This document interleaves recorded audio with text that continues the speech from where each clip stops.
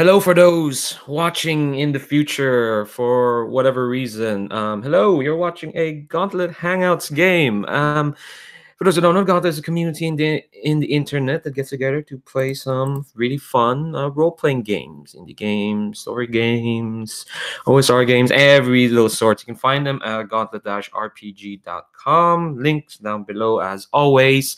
And they do a lot of stuff, like they just launched forums to facilitate more open communication and whatnot. They've got a blog, they've got a zine that posts every month, and they have a bevy of podcasts, and of course they have the Hangouts calendar where this game was arranged. Today, me and my fantabulous players will be playing Heaven in the Dust, which is a game written by Luke Jordan, or Games from the Wildwood. You can find them at Wildwoods Games. This is an interesting mix between PH Lee's Polaris and taking mechanics from it and adding it into the Dream SQ belonging, outside belonging, no dice, no masters system that's popularized in Dream SQ / Dream Apart by Avery Alder and Ben Rosenthal. I'll check that because I want to make sure I'm correct there. Ben Rosenbaum. There we go. This game specifically, Heaven in the Dust, was made for the record collection jam that came out that started in January. Basically, games based on your favorite music, albums or songs or whatever. Check that out. I think this was before the Sad Mech Jam, so it's kind of lost in the shelf. Check it out. There's some really cool stuff. There's like one based on High School Musical, and the stats are like how gay you are or how gay you are. It's really cool. Yeah, links down below. But this game specifically is based off Anais Mitchell's Hadestown. So we are playing a game about flawed Greek gods in a Dust Bowl Depression era America setting. Before we get into the game and all that stuff, let's introduce our players first. Yeah, so usual name, what's your name, your pronouns, and something you want to shout out on the internet, something cool. Maybe you're involved in it, maybe not, but something that deserves more eyes. Start with yourself as always, David. Thank you. My name's David. I'm based in the UK. I've been playing games with the Gauntlet now for about 6 months, and it's really good fun. Despite knowing that Leandro always does this, I've completely forgotten to think of anything roleplay related. Let's see. What haven't I pimped in a while? We'll say...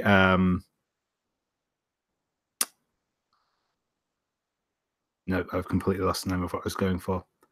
The Hard Move, actually, that's quite an interesting Powered by the Apocalypse discussion podcast I've been listening to recently. So yeah, check that out. Fab. So everything that's shouted out here again, links down below. Up next, we've got Luis. Hey, I'm Luis. I go by he and him. I live in Rio. And I guess I'll shout out to the Short and Easy Jam that's going on Itch.io at the moment of recording this video. It's the first jam that I'm part of, and it's about making RPGs that can be played in less than 2 hours, and I think that's super cool. Oh man, that's really cool. That actually made me feel like comfortable and rested now. Just the idea of playing a game for less than 2 hours.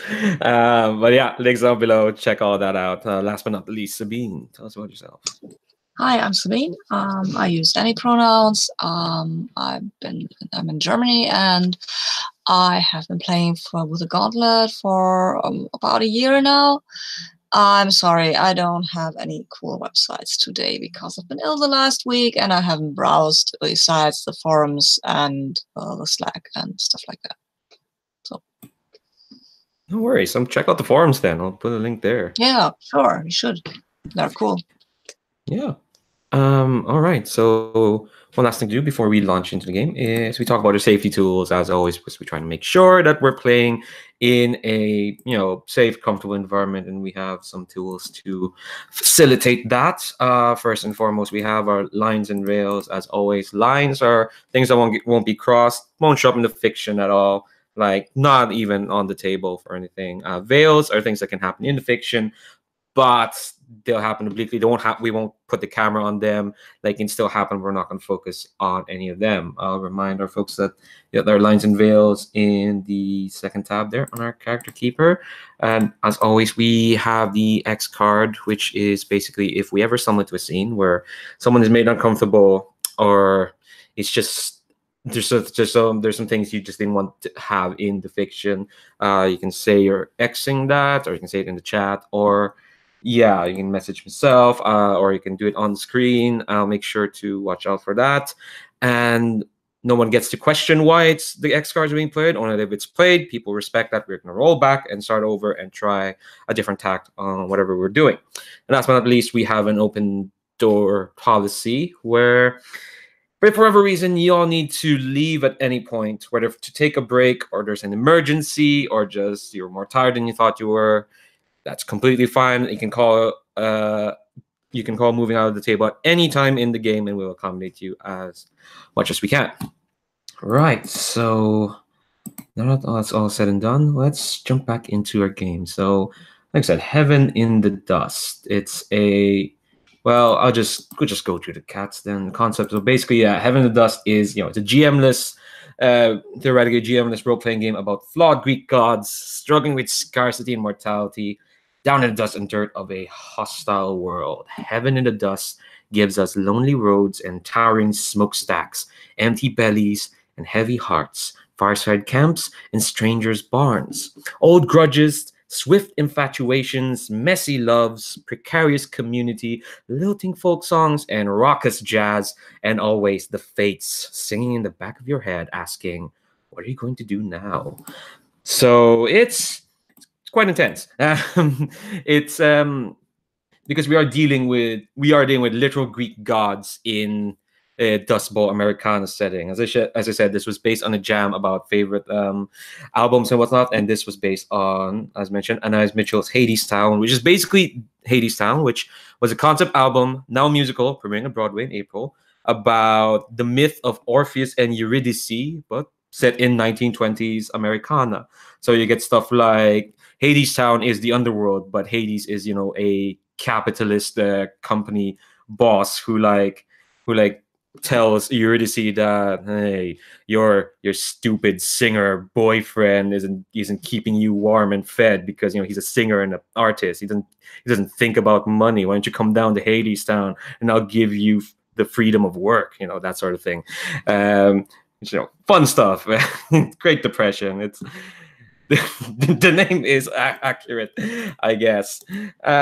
So yeah, what we're basically doing with these characters, and there is a lot of playbooks on there, and the playbooks are basically just the Greek gods, and there's a bevy of them, we're gonna do what Greeks do well, which is tragedy or sadness, I guess. Well, I don't know, there's lightness in it. Obviously it depends on where we're going. There's some idle dreaming out there, and obviously we'll see where we go, but we are kind of in a fairly desperate-ish setting, but that doesn't mean there isn't room for light, for people enjoying themselves even as things are bad. It's like Dream Askew in that sense.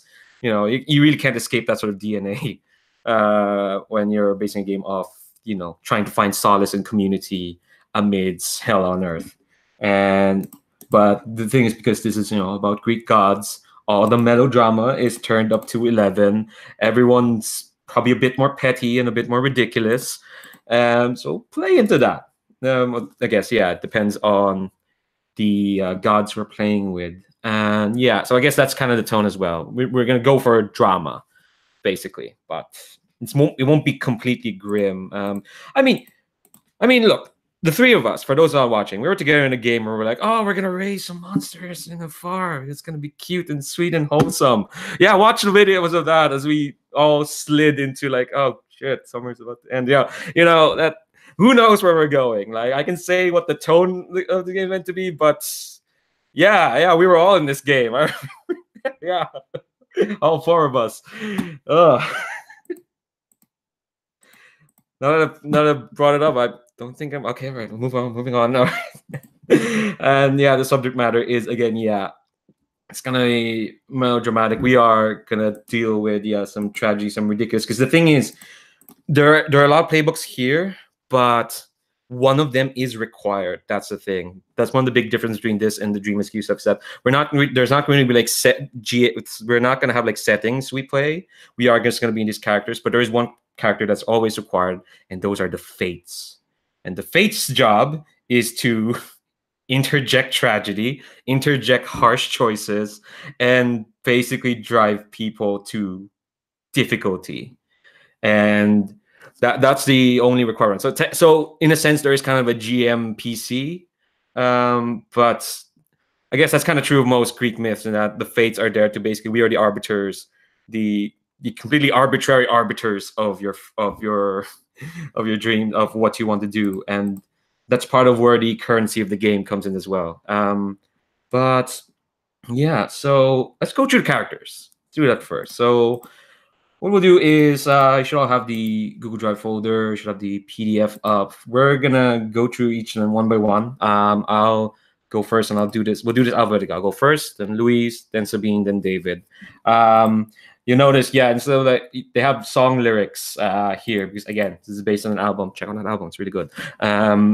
But yeah, so read out like, yeah, the name of the playbook, their title, the little like poetry blurb there, and the play to find out bit at the bottom, so you get a good sense of like who they are and whatnot. So I'll start first.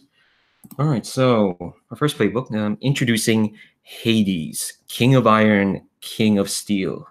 Heavy and hard is the heart of the king, King of Diamonds, King of Spades. The heart of the king loves everything, like the hammer loves the nail. And Hades is king of the scythe and the sword. He covers the world in the color of rust. He scrapes the sky and scars the earth, and he comes down heavy and hard on us. So you play to find out, is there anything your wealth cannot buy? Are you cruel, cold, or just blinded by greed? Can anything melt your frozen heart? And take it away, Luis. Will do. Introducing Persephone, Queen of Flowers, Queen of Fields. Persephone, her mother's garden, sun on her shoulders, wind in her hair, the smell of the flowers she held in her hand, and the pollen that fell from her fingertips. Lady Persephone, half of the year, was bound to stay down in the underworld. In the other half, she could walk in the sun, which is where the seasons come from. Play to find out, is the underground so bad after all? Will you sacrifice others to win your freedom? And do you still believe there's hope for you and for others?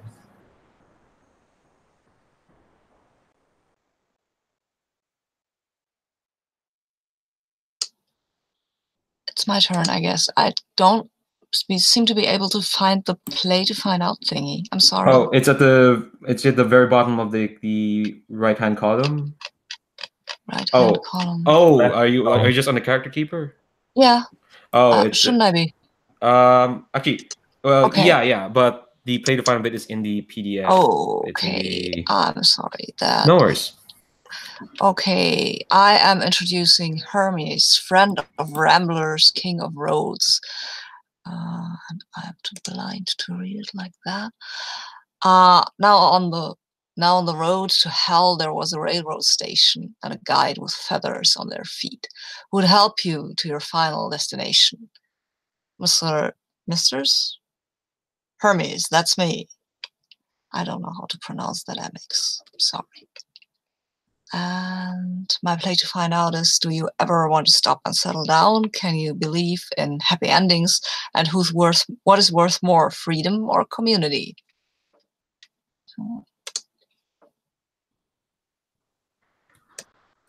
Yes, so Apollo, Prince of Lyres, Prince of Light. See, Apollo was a poor youth, but they had a gift to give. They could make you see how the world could be, in spite of the way that it is. So play to find out what is worth more, creativity or stability?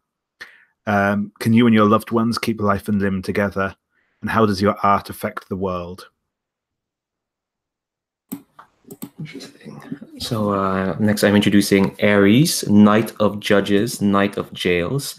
And who are you to question, son, the ways of those who hold the gun? And who are you to stay the hand of the law which rules you?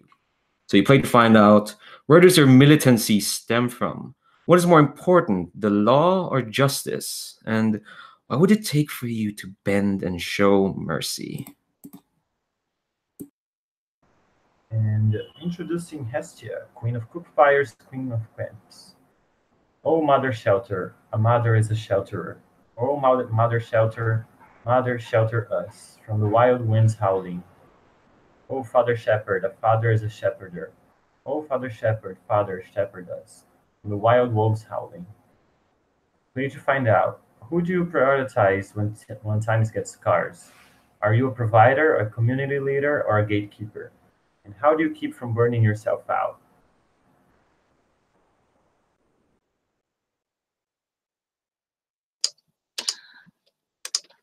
Introducing Dionysus, Queen of Pleasure, King of Pain. When the sun is high, sister, so am I, drinking dandelion wine. Brother, I'm as free as a honeybee in a summertime frame of mind. Play to find out. Will you overindulge in your temptations? Are your rituals a force for healing or growth? Growth? Growth. Or for rampant chaos? Does your life have balance?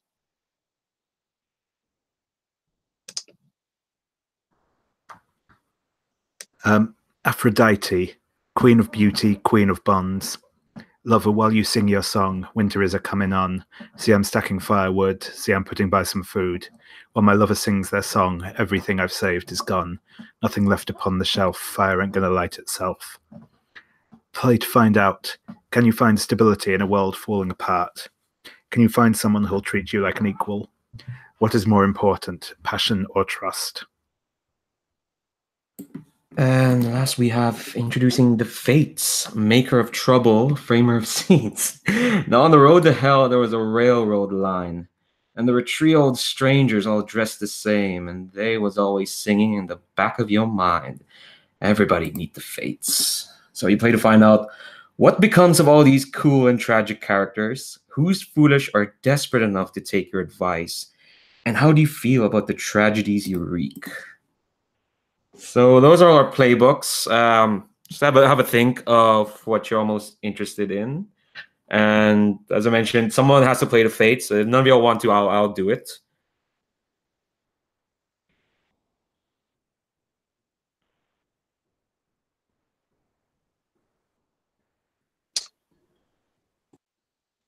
I think I would like to be Apollo or Dionysus, if I'm pronouncing that right.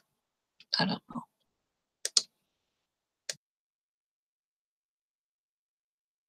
I really liked Ares.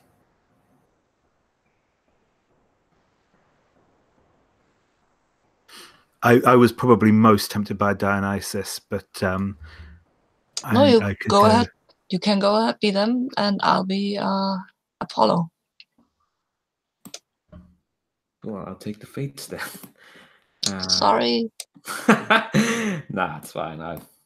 I'm fond of the Fates anyway. And in the musical that I've kind of really fallen in love with lately. So it's fine.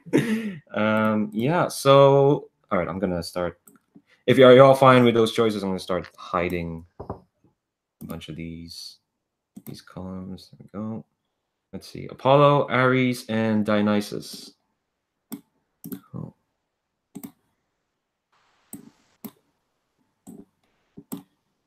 All right, so start filling in all those little things. I hope I've done it all right, as in all the options are in the PDF are there.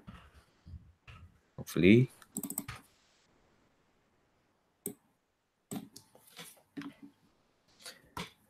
You can tell again, this is the Dream Skew character keeper because there's a player pronouns and character pronouns, and then that was meant to be the playbook, but it's just the name of the god you're playing. So.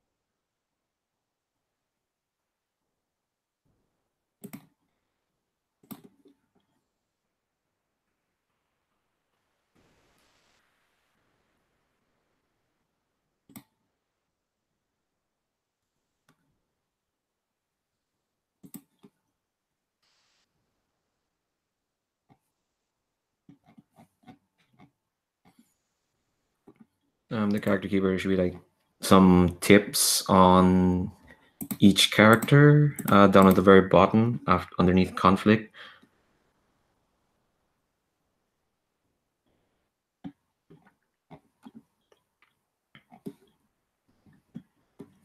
I guess I'll introduce actually no, I'll let you all finish that and then introduce characters. I'll talk about the other big differences between these, because you can tell there's not like the regular strong weak move structure.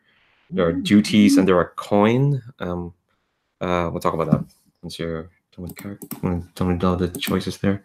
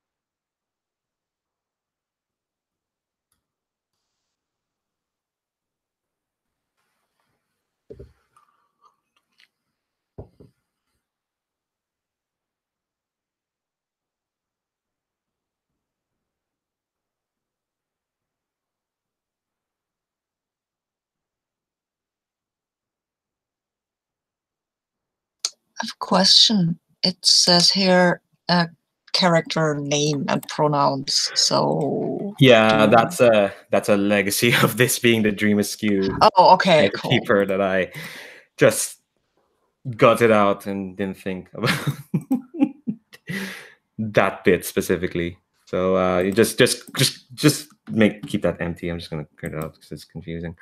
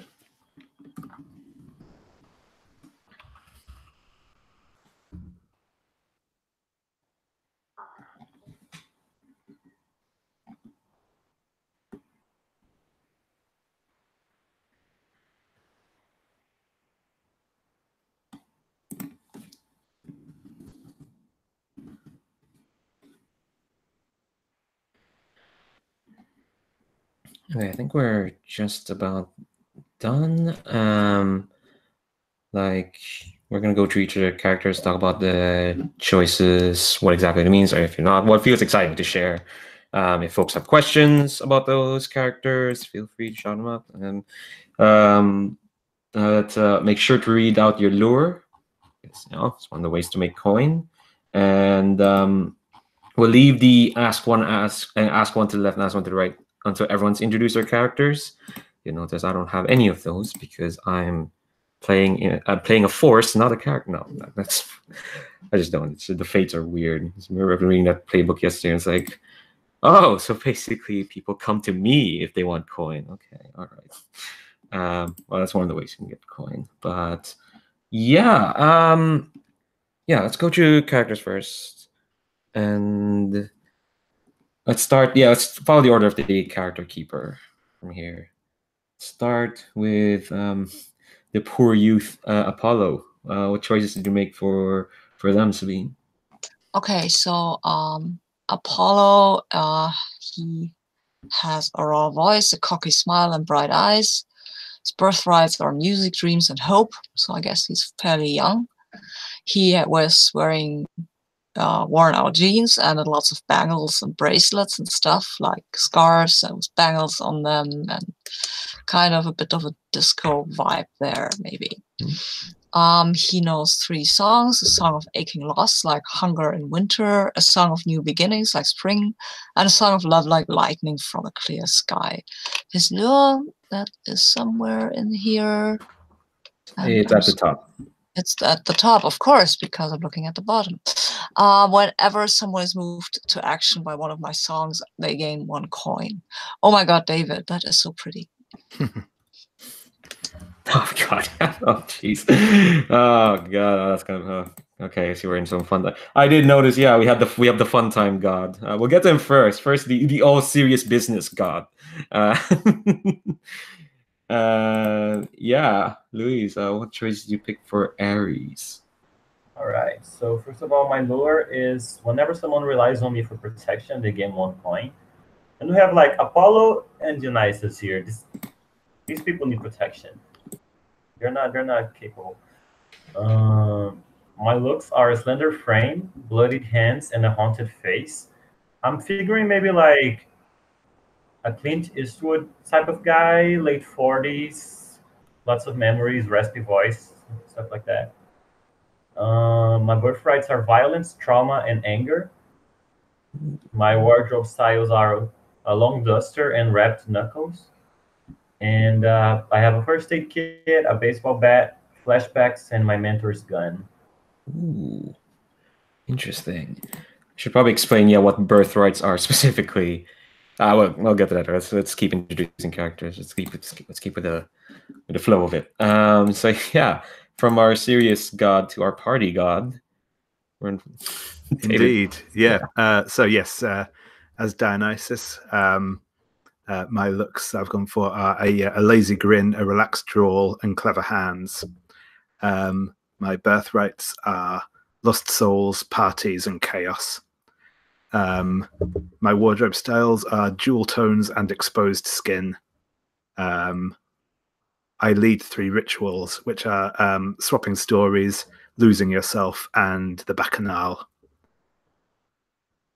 Lots of people want to lose themselves in this era. Oh God. And yeah, so you gonna say something? Oh, did you say your lure? Actually. Oh, I don't know that I did actually. Sorry, I skipped over that somehow. Yes, my lure is whenever someone comes to you to forget or escape, they gain 1 coin. Interesting. Yeah, so the Fates, their lure, and I'm gonna put a picture later, probably during the break. But yeah, these are basically these 3 ladies who sing and play instruments, and whenever someone makes a choice that pulls them towards tragedy, I call, they get 1 coin. They have a sing-song voice with sorrowful eyes and busy hands, and I get 8 birthrights. So I'll briefly explain what birthrights are. Birthrights are the tattered remnants of your divine power, the last scraps of influence still left to you down here in the dust. When someone says something you disagree with about your birthrights, you can start a conflict as though they said something that affected you. So basically, if someone says, violence is wrong, Aries can be like, no, fuck you. I know what violence is.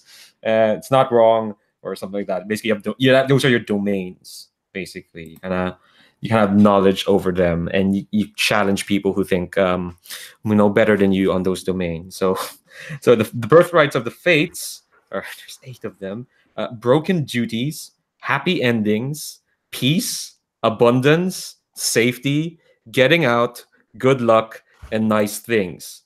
So I know more about that than any of y'all. You can challenge me, but we'll see how that goes. The wardrobe style are fingerless gloves and heavy boots, basically. So like whatever their outfit is, I can just mix and match. All you know is they all have fingerless gloves because those are dope. And I picked 3 key NPCs, so they're probably gonna be fairly important. Not to say that they're the only NPCs we'll have, but they're the ones we're gonna start off with, and we'll flesh them out later when we do like idle dreaming or something like that. So we have an urchin living rough, too curious, too trusting, a visionary with a way out, full of plans and fire, and a friend from better days. Don't back into town. So like, well, we'll flesh them out. I'm thinking like you can claim one of them, flesh them out for your own if you want. So think about that. But yeah, so those are characters. You're probably wondering like, what are coins and duties? Just to put out here in the video, coins is your narrative currency. It's it's the equivalent of tokens. It's money, sure, but more than that, it's power, influence, and stability. So when you want more coin, you can get it by doing 3 things. You're taking on a new duty from the fates, playing into someone else's lure, or convincing someone to give you some. Just spare change, all that. Duties are your responsibilities, promises made and debts owed that keep the coin flowing. If you break them, beware of backlash from the fates.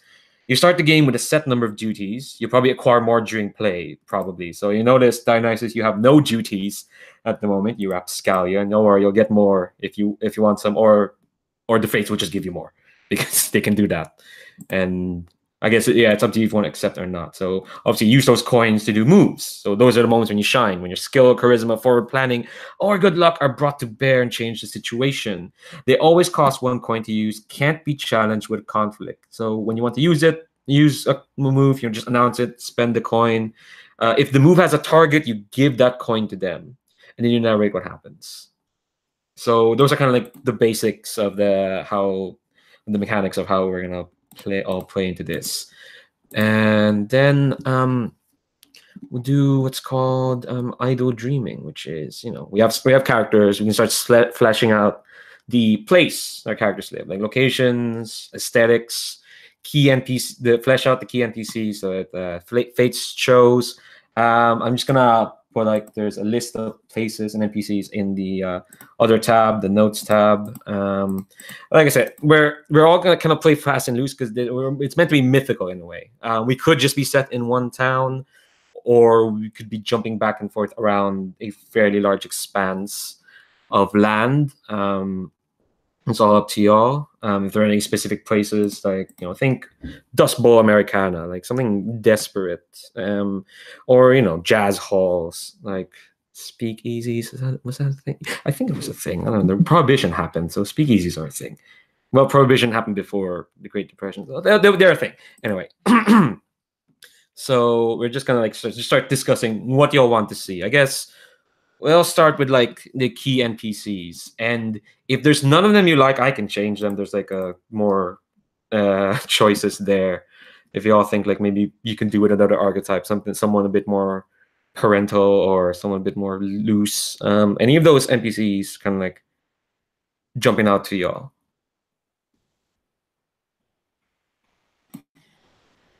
I really like the visionary. Our poor fool. Okay. Yeah, like with these NPCs, they're very freeform. They can be related to you. They may not be. You can have a relationship with them. Actually, before we do that, I forgot. We should do the ask one and left and ask one right first. So we have questions down there after the right before the move stuff. Yeah, let's ask those questions. Oh man, so any of those questions asked to the left, any one of those you asked to the right. I don't have any of those questions, so I guess I'll just be answering questions. You all don't get off relationships with me. Well, you all will, but I won't. I was going to ask, do the fates still count for those questions? But yes, I think so, mainly because I don't see anything saying that the fates don't count. Yep, no, that's fair. That's fair. I mean, there are characters there. It's just that they're a bit, because the fates, even in Greek myth, they're primordial. They kind of belong outside of their world. Belonging outside belonging. So here in a work of Greek myth, they're kind of like ethereal, but they're still there of that world. You still have relationships with these three women. Who for some reason I'm naming June. For some reason I want to name them June, July, and August. I don't know why. Once I've said it out loud, I'm gonna have to do it. I think they definitely count. So get me order character keeper. Oh my god, is that Dirty Harry? Oh, for fuck's sake. Apollo, what are your questions there? Okay, my questions are, I have what did I borrow from you recently, and also I have, when I was broke the other day, how did you help me? Or maybe that's a bit close together. I will change that to, how has my recent impracticality hurt you? Let's see. So that's directed to myself and to Aries. Aries, Is there any one of those questions jumping out to you? I like the borrow one. I think I like to lend something to Apollo. Okay. Yeah, what did you borrow? What did I borrow from you? I lent you. What is that thing called that you use to hit people on the back of their heads so they fall unconscious? I know what you mean. I think. Yeah. But I know the. It's like a nightstick thing, but no, it's smaller. Kosh, maybe. I don't know if that's the right word. Kosh or truncheon or. Let's say a truncheon. Yeah. Truncheon. Okay. What did I want to do with that? Okay. So.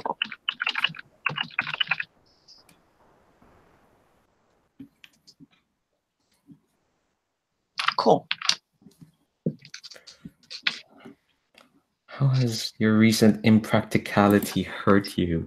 Ooh, what would you define as an impracticality, or what other? I think I'm a pretty much kind of a hippie, right? I'm living in the moment, and I'm living for my music. That's what I'm doing. I'm living for my music, and that's not always really practical. Because you should earn money, and well, sitting around playing, I don't know what I'm playing, the lyre, I guess. That's not actually all that practical, and that's not always earning that much money. Yeah, I think how it's hurting me is that you're breaking your duties, kind of, because when the duty you start with is provide a stable life for your loved ones. You're not doing it it means you're in my crosshairs now because you're not doing what you're meant to be doing. I'm meant to be doing music. Not according to us. Hey. Get with the times, Apollo. The country is starving. Yeah. Okay.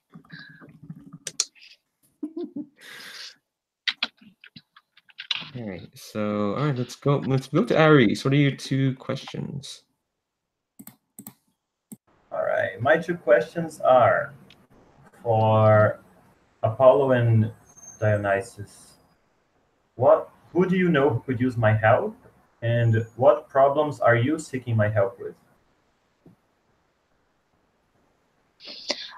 I think I have an idea. I think I have maybe debts, like I've borrowed money, and other people who aren't really all that happy, and they are claiming that I'm owing them a lot more than I really do. And I really would like your help because you're kind of my brother, right? Yeah.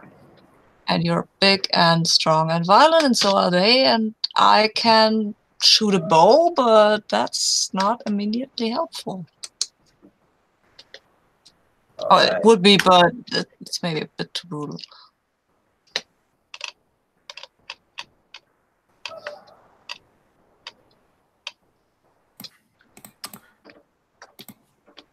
So, who do you know who could use my help, Dionysus? I think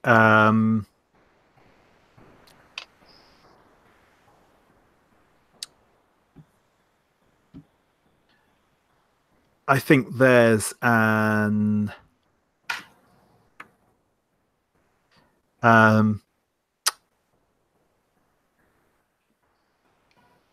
just a sort of a kid who's got caught up with the wrong crowd, with some people who are into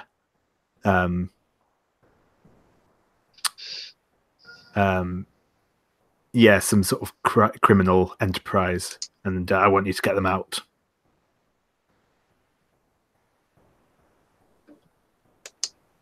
All right.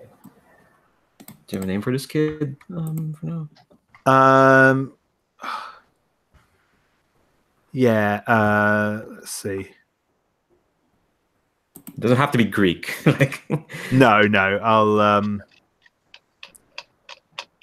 It could be if you want, but like, yeah. There's no strictures.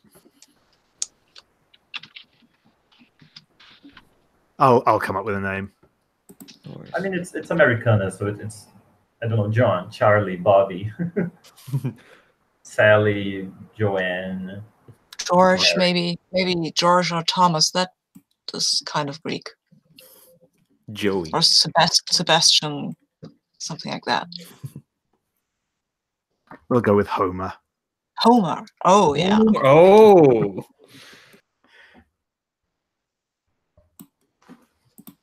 Interesting. Well, your questions then, Dionysus.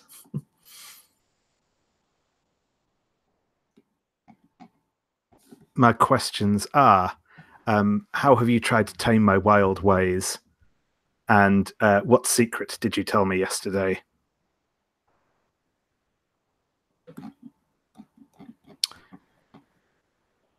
So yes, one of those is for Ares and one is for the Fates.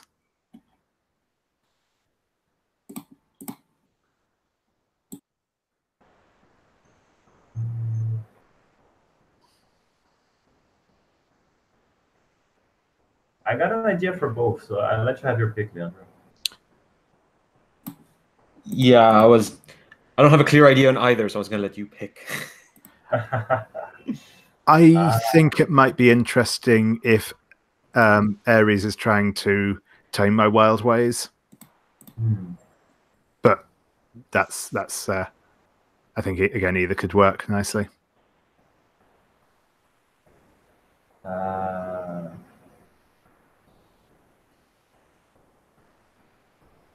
I think I'm trying to rope you into helping me patrol the city. I think I tried to get you to be like a responsible citizen and use your gifts to diffuse situations, because the only way that I know to keep order is using violence, and that doesn't always work that well in the long run. So I'm trying to get you to commit to a day job in law enforcement. I'm trying to get a buddy cop movie going. Nice. You don't have much choices for a buddy cop movie. You've got the hippie and the the hedonist. You can't enlist the Fates because they're above you technically. Yeah. So what secret? Oh, I think what the Fates tell you, Dionysus, you specifically, you know, Lord of Chaos and pleasure and pain and all that, is that this, wherever we are, this town, you'd think it's being kept alive by, you know, the sound of, you know, of music and revelry. You know, you got the Prince of Lyres over there providing song, and you providing escape, held together by the brute of the law. You know, the mailed fist of the law that is Ares. But there's something big coming, and the fates thought you, Dionysus, should know first from everyone else. There's the big man is coming to town soon. This man of money and oils and work. He's come to lift this town up by its bootstraps and turn it into, turn it into a place of work, a place of productivity. This man who I will name, it's soon at some point, but yes. So the fates tell you that capitalism is coming. Coming to save your humdrum Nice. town. Yeah, and I don't have any questions. I would just need to flesh out these NPCs then.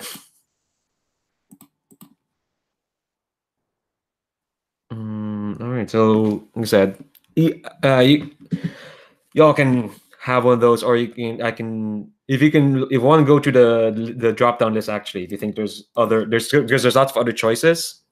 So if you want to pick from those as well, like those are just the ones that like just to show what they are. But like if y'all want to pick other NPCs, I'm perfectly fine with that. Like I may play Implacable Force tonight, but myself, I'm not. I'm weak and fragile, and you tell me to do something, I'll do it. But yeah, if you have any other like choices of NPCs there, like key NPCs.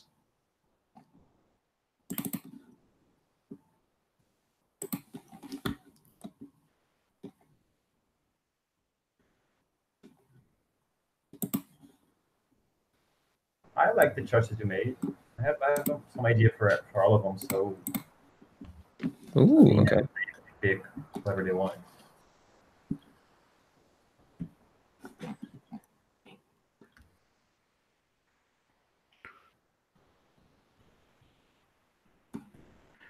Yeah, I think I was wondering actually maybe the friend from Better Days blown back into town. I'm thinking that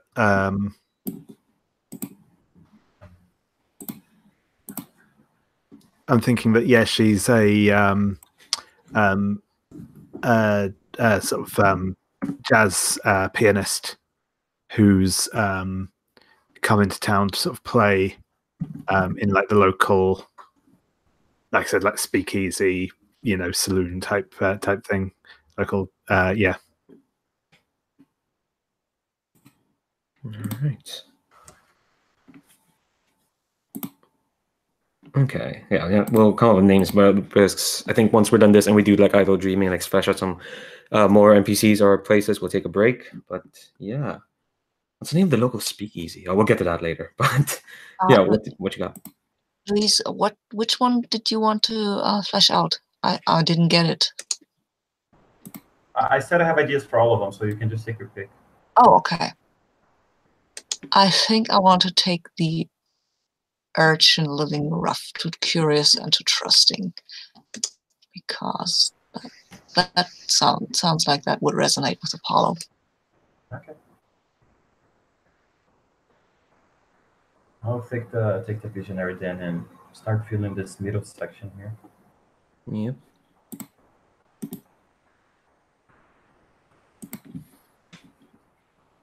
Probably put them in the other tab as well once they're fleshed out.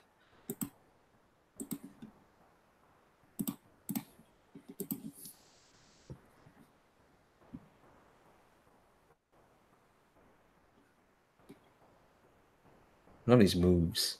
Oh man, I don't have to pay coin to use my moves. Oh, that's terrible.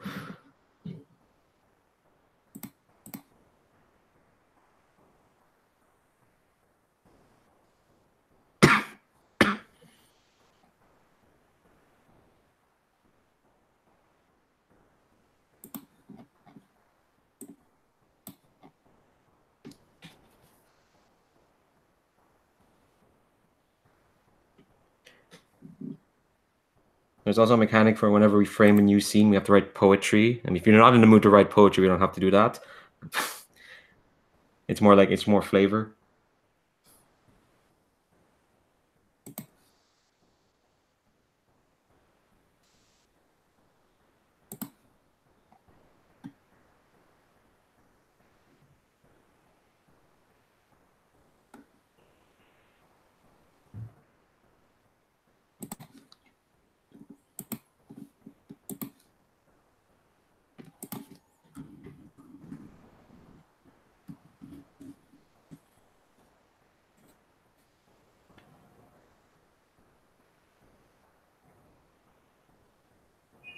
Ooh.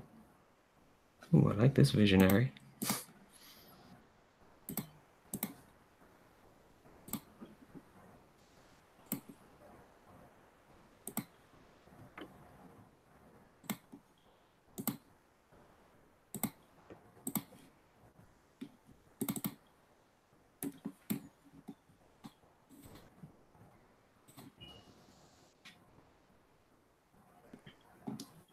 And of course, like, oh, have you all played Dream Askew games before? I know, right? I think.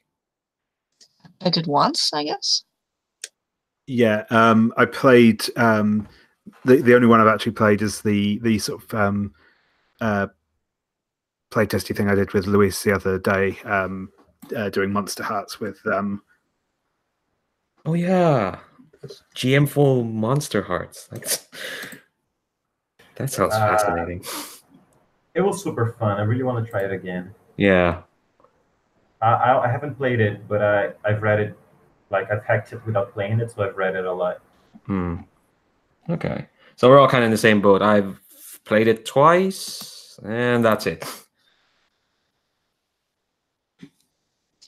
Leandro, I have an idea for my urchin. I think that would be a girl named Cassandra, and she's telling fortunes and reading palms and stuff like that. But I think that might get her into the trouble with the fates, because that's kind of their purview a bit. Yeah, well, the thing is, the fates won't tell you. The thing is, the fates, they don't tell you like what they see in your future. They tell you what's going to happen, which is a key difference. Oh, okay. Yeah, like the fates don't see the future. They find out. They figure out the future. Oh, okay. Yeah. I think with Cassandra, I like the idea of someone who kind of has like the fates abilities, but they're a bit more benign, probably a bit more innocent. Nobody believes her anyway. Yeah. I love the name Calliope. I guess we are sticking with Greek names for all these. Cassandra, Calliope. Sure. What are the names of the fates? Calliope. Yeah, I'll put them. Oh yeah. I'll put them in the other tab as well. So. Oh, she's Muse. I'm sorry. Yeah. Calliope.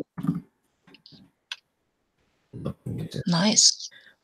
We should play more like fucking Greek myth games. They have fun names.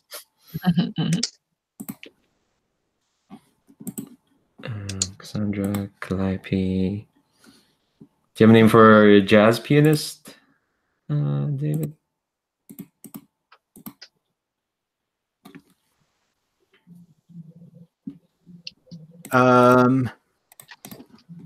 Yeah, go on. We will. I'll keep in theme, and she can be.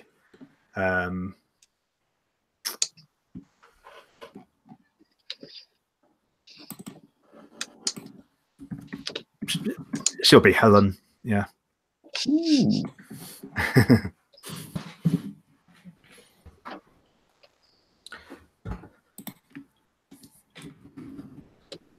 Launched 8,000 speakeasy concerts. Okay, so yeah, we've got some fucking good NPCs so far, and we'll probably come up with some more other stuff. Like we have that kid Homer. Again, we'll add in as they are, but like those three are kind of like the ones we have starting with. So and like other like belonging outside belonging games, so you just kind of actually I think you want to pick one you just want to play, as in any one of those. That's fine. I think for some of the stuff we add in, everyone can just jump in and want to play an NPC. But for those three, I definitely think if you all want the NPC y'all made, if you want to play them in some scenes. Or if not, again, we could make really loosey goosey, especially if those characters interact with yours. That's the thing. You kind of jump in and out when you're playing like these Dream Askew games. I think the one other one I played, I think it was like two different people played this this one kid, because for some reason, as the GM of Scarcities, I decided to introduce a talking car, and I don't know how the Scarcities meant. I got away with it apparently. They loved the talking car, but yeah, I think we'll keep it fast and loose. But I'll say, keep in mind that probably like whoever made them probably has like, unless you're in that same scene, you know first dibs at the playing them. Is that okay? Cool. All right. So I think let's keep Idle Dream. Let's just keep tossing out ideas like places and whatnot. You mentioned a speakeasy. Someone's mentioned a speakeasy. I know I need to look up what a speakeasy looks like, because I am my mind is blanking. On this. I don't want to 11 dreamy Dublin bars. No, feck off. Yeah, okay, yeah, they'll be for a bit. Okay, since we're on a first hour, if you want, we can take a 5-minute break. Since we just got to the first hour, I'm gonna dump a song into the chat. While take 5.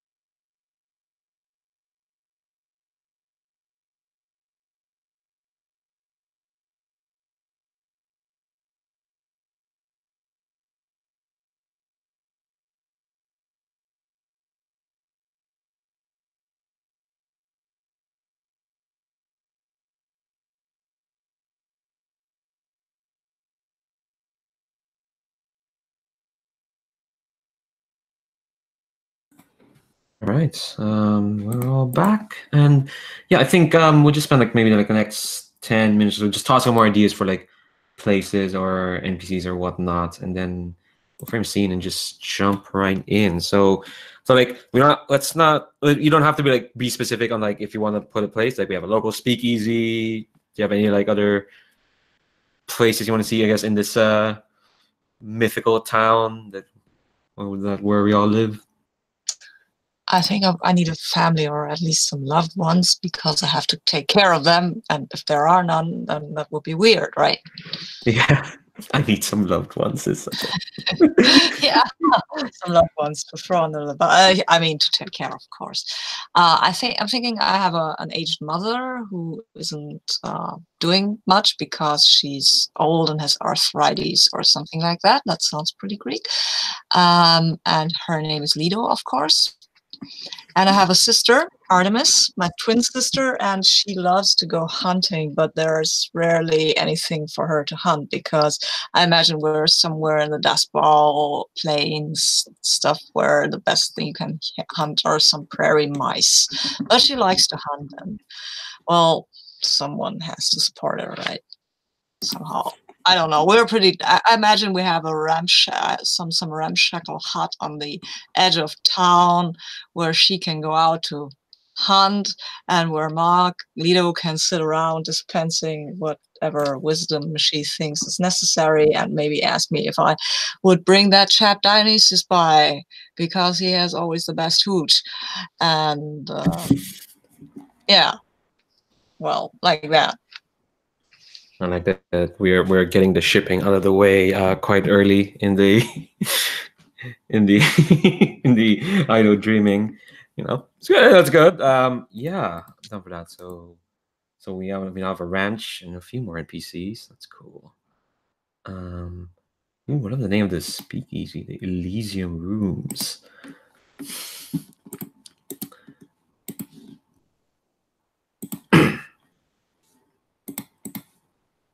Like the gods we didn't pick, like they could probably the playbooks we didn't pick, they could probably show up still every now and then if people think that's appropriate. I mean, yeah, we're just introducing more gods, and we got Artemis now and Leto.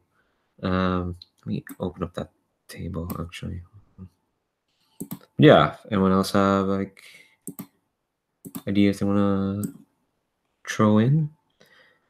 I mean, if you don't have one now and then come up with something later, that's fine. Like, go ahead. Expanding that. I do want to add a train station, like just like a place for, out of towners, ramblers, your hitchhikers, your rootin' tootin'. No, that's Western lingo. Your vagabonds, your desperate people trying to find a place to settle down. Those sort of people. So let's see. Branch. Oh, sorry. Trains. I'm thinking like in relation to that, like a kind of rundown motel that people stay in as they're passing by. We're kind of I don't know, I don't remember what you call it, like a sleep overnight town where people like pass by and sleep on it and then leave. Ooh, yeah. I've just added on there as well. I think there is a cinema in town because it's not the 30s without a Nickelodeon. Exactly, yeah. And it's called the Acropolis in Nice. Both a nod to the Greek myth stuff again, and also the fact that they all had names like that. So they did. Wow. Yeah, I think. Yeah, so ranch, motel, train station, cinema, Delphi Ranch. Oh man, we need to figure out the name of our town. It can't just be called Greece or. No, I'm kidding. I mean, no, it's not. Let's not go. We're having fun here. But there's a point where if we've just named this place Greece, I'll be like, nope, I'm done. I'm done. I can't take this seriously. Okay. I think those are good places to start. If people have more, we'll add them along as we come up with them. Do folks have like any more NPCs they want to add? Let's look at your duties actually. Well, Dionysus doesn't have any duties because I'm a shiftless wastrel. I'm going to add, well, rather than an NPC, I'm going to add the local gang as referenced in the thing, who I think are called the Devil Dogs. And yeah, they were kind of bootleggers and general ruffians for hire. They're the And guys they're run by three twin brothers, like triplets. Of course they are. The meta is too strong. So I was looking here, and the Greeks called their land Hellas, not Greece. So we could be something like Hellenetown or something like that. They still do. Ooh, Hellenetown. Oh yes, yeah. The Hellenistic area. Yeah, Hellenetown will be cool. I mean, this game is based off a musical called Hades Town. Or we wouldn't call it Olympus, right? Because that would be the seat of the gods in Greek myth. Yeah, and the motel is named Olympus. Motel is Olympus. Oh yeah, all right. What about old Daddy Zeus? He's not around, right? Might be. Who knows? I mean, I think he's just the kind of deadbeat dad that fathers children and then runs away to somewhere to be with his wife thingy. No, you mean like Zeus has run off and yeah. Huh? I'm sorry, I didn't get that. Luis? He got a job in another town and never came back. Yeah, he went out to get some cigarettes and Lito's still waiting. Yeah, and change his name to Jupiter or something like that. Yeah, let's get into this. And Hera followed in pursuit because she angry. I think that's her like recurring thing in the myths. Yeah. Okay, I think those are fairly. That's I think a fairly robust like number of ideas and stuff. So just to run through that again. Let's see, Cassandra, the too curious, too trusting orphan. Yep, that sounds like Cassandra. God, Calliope, the firebrand, visionary, union organizer. Love that name, Calliope. Jazz pianist, Helen. Not sure if 1,000 great songs, I suppose. And yeah, no, I think unless other people have more ideas, you think this all seems like a good place to launch off of.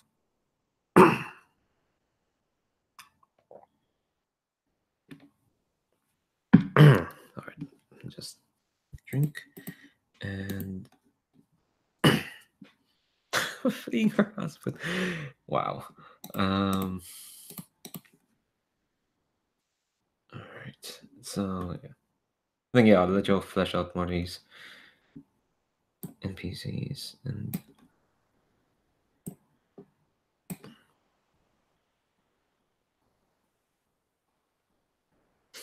Homework.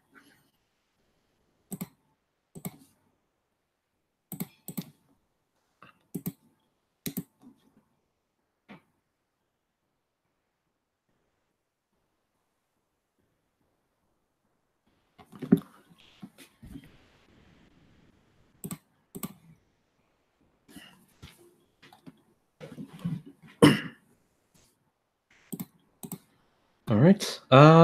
Let's we have any more ideas. I think we'll just jump into it. Okay, so let's see. Let me look at the PDF on how to play. So, does anyone have like a preference on where I idea how to frame, what scene to frame first? But like, if again, this is collaborative, anyone has an idea of where they want, like, it's kind of like I kind of like want to start with at least the three principal characters all together. In I say three because I'm considering the fates not characters at this point; they are just forces of nature. But yeah, I'm thinking like, yeah, let's just start off at a scene bringing them all together. Now, if we're gonna have like a local speakeasy, I assume we can just start. Let's start at the tavern, at the pub, at the at the drinking hole. Yeah, I don't know if I'm in the mood to write poetry right now, so I'll shove that for now. Might do that next session, because I do kind of see how that works. It is just for flavor, but like, yeah. Unless people have any ideas, do you want to start there at the Elysium rooms? Yeah, so it's probably nighttime, and everyone's there to relax after a day off. What's everyone doing? I think. What are they doing in this speakeasy? I think I've grabbed a job, a temporary job as a waiter. So I'm at the bar, polishing glasses and trying to keep up with people's orders. And eyeing the stage because this speakeasy has a stage, and I really, really want to be on that stage, making music, jamming with these people, and not, polishing glasses and bringing people whatever they're drinking. I think I'm here having like some whiskey that I've been nursing all night because I'm actually watching Apollo during his shift to make sure that the people who want to collect his debt are not going to show up here and try to rough him up.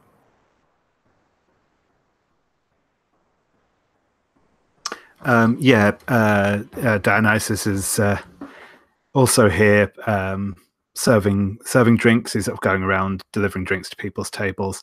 Whether he's actually employed here as a waiter is kind of not certain to anyone else or to him, I think, but he's certainly out serving drinks.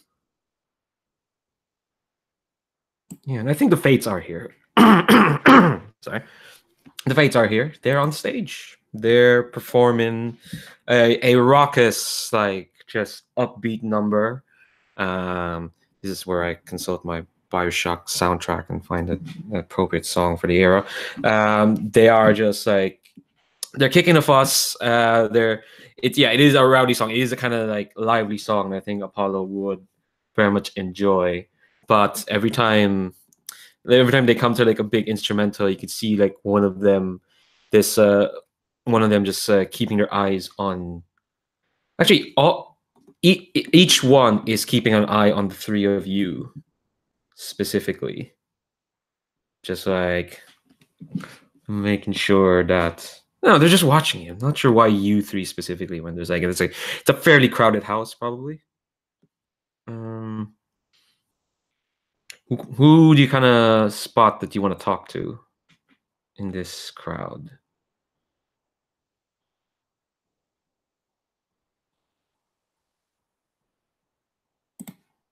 I'm just diving for those hooks. I think I see Homer, and he looks like he's saving a table, like he's asking for extra chairs. He's organizing them. It's pretty clear he's gonna meet up with the gang in this bar, and he's just like setting up the place for them. And I'm just gonna walk up to this kid and try to scare him straight. It's a terrible expression. Who wants to play Homer? Yeah. I can do that. So what does Homer look like? Homer, he's a bit of on the scrawny side, but he likes to wear bulky clothing, so he seems bigger than he really is. He talks tougher than he should because he's just a kid, right? But he doesn't see it that way. He sees himself as kind of the man. and he's sitting there, legs spread, like he's taking up place at the table already. Like he's nervous, of course, because he's in over his head. Really, he just doesn't want to know it. Okay, yeah. I walk up to him and I have like my hands on my belt, like the thumbs are inside my belt, and I just stride over and I look around for this long, uncomfortable moment. Like I let him know I'm there, but I don't talk to him for a long while. I'm just looking at the chairs, and then I say, Yeah, "That's an awful lot of chairs." Yeah, man. I'm waiting for some friends. It's all cool. It's all cool. Some friends. Lots of people have lots of friends these days. Yeah, you should try it one day. I did the friend thing once. It didn't work out for me, but it doesn't work out for a lot of people, especially if they're not the best judge of character, if you know what I mean. I'm sorry that you're not a good judge of character, sir. You sure got a lot of lip for a kid, Homer. Yeah? So, what about it? Yeah, big-lipped kids in this rundown town don't turn out well. You got to watch out who you're talking to and what kind of arrangements you've been making for yourself. Yeah, I'm watching out for myself, man. Don't worry. I'm watching out for myself. Yeah, you're getting people worried. You're all right, and not just me. I couldn't care less if you get yourself killed by running with those thugs, but Dionysus cares about you, and I care about Dionysus. You need to clean up your act. Yeah, I'll ask him about how I would do that, I guess. But he's kind of rattled. You can see that he is, because he's still leaning back and moving, but it's kind of intentional, and he's nervous as hell. Also, I think he wants to get rid of you right now. He says, "Hey, Ares, don't you have this thing with Aphrodite going on? Maybe I think I've seen her over there. Maybe she's looking for you." You sure know a lot about my life, huh, kid? Those thugs tell you to keep an eye on me? It's a slow town, man. And you're the law. We all... Not much of a law going around. Well, maybe you want to consider switching sides? Oh my God, that's the wrong thing to say. Yeah, he realizes that the moment you say it. He says it. I think Ares' eyes grow wide, and he grabs Homer by his collar, and he pulls him super close, and he's like, "You're so fucking lucky that Dionysus care about your sorry ass kid." I didn't mean anything by that. You speak when I tell you to speak, you little piece of shit. Yeah. You're going down the wrong track, and I'm not gonna save you when that train runs over you. You hear me? Yeah, I hear you, man. I hear you loud and clear. God, I just didn't mean anything by it, okay? I'm just sitting here, enjoying the music. Yeah, yeah. Can do that. And he just lets him go, and the chair's like, the chair bangs on the ground, and I just go, "Remember what I said to you, kid. It's not too late to back out. I'll let you know when it's too late. You won't like it." And he swallows, but I think he stays sitting there, but he stopped moving around on his chair, and he doesn't look so confident anymore. Alright, so what's Dionysus doing during all this? We'll get to Dionysus, and then we'll get to Apollo later as well. But yeah, Dionysus first. What are you doing? Yeah, I think Dionysus is he's just sort of finished doing his round with drinks, and he's just going to lean up against the wall and watch the band for a bit. I think you finish. You see what you watch the band finish, and then they're like, you can see like the the Fates just kind of like take a bow, and then they bring in Calliope to sing. Well, no, not Calliope. Helen to sing some sort of jazz tune, and then suddenly these three Fates are surrounding you just out of nowhere. And the one in front of you, the one who's holding a violin, is like, "Dear Dionysus, why so glum? We thought you would have become the center of tonight's revelry by now." Oh, there's certainly still time. I'm just sitting back and enjoying things for now. You fear a storm coming, do you, dear Dionysus? Yours is not the kind to fear. Yours is the kind to enjoy. I figure things are going to start changing up a little around here. But I've never been one to be afraid of a little chaos. I think the one to your left, who's holding a tambourine, is like, "Well, why not spread chaos while this town has time? In fact, let that be your new duty of thine." So they're offering you a new duty because you don't have any. Sure thing. Which it's like it plays into your nature, which is basically to pull others into your debaucherous chaos. Excellent. That's your new duty. And the one to your right, the one who let's see, I think she had a guitar. She's just like,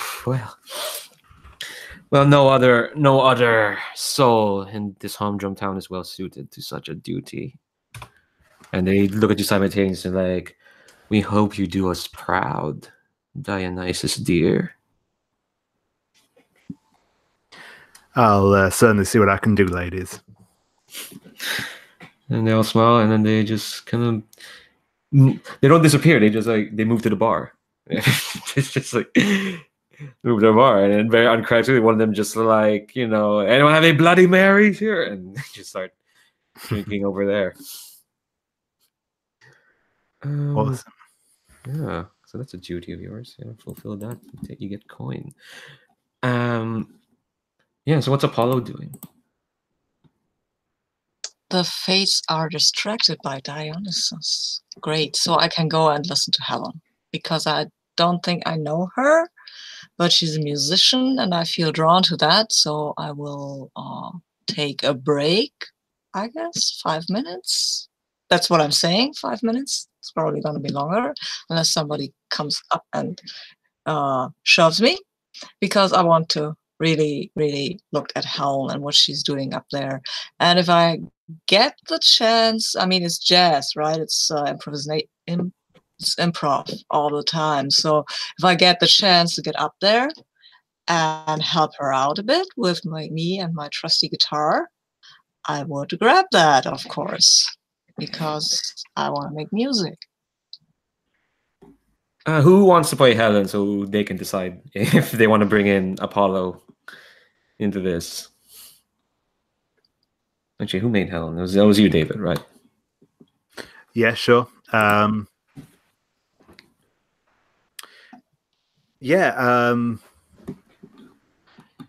think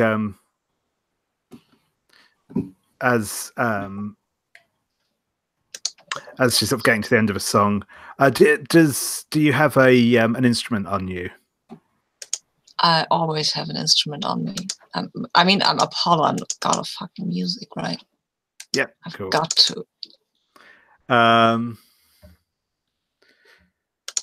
Yeah, so I think she's going to sort of come to the end of her song and sort of see you stood by the stage with yeah, and so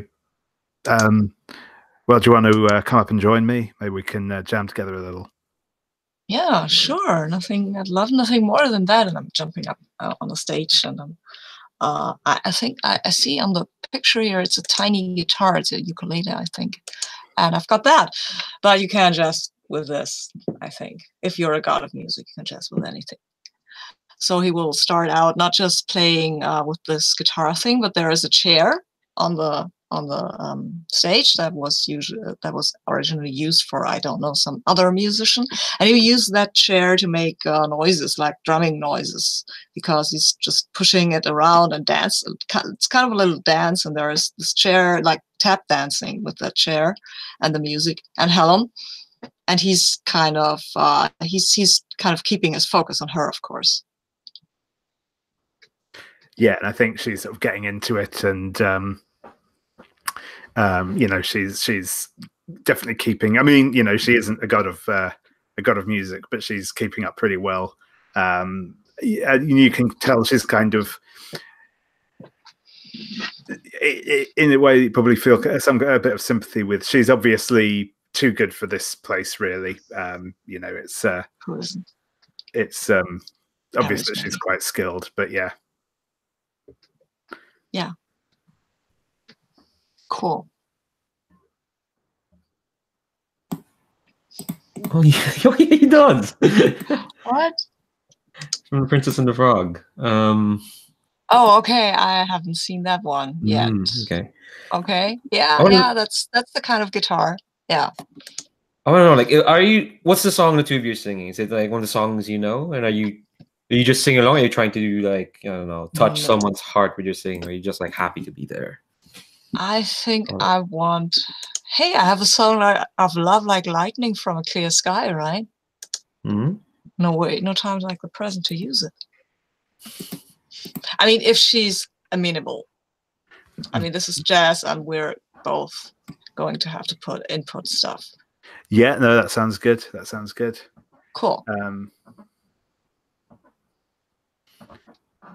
right.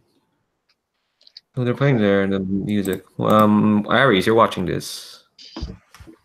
From your brother. Oh, go on. Is this Apollo using the move "Touch Someone's Heart If You're Singing"? Is that it? Yes, of course it is. Who you specifically like? Helen. Helen mostly. Helen, because I wanted to move her heart to. Okay. To be interested in me, I guess. Oh. No, sorry, Louise, you're gonna say something?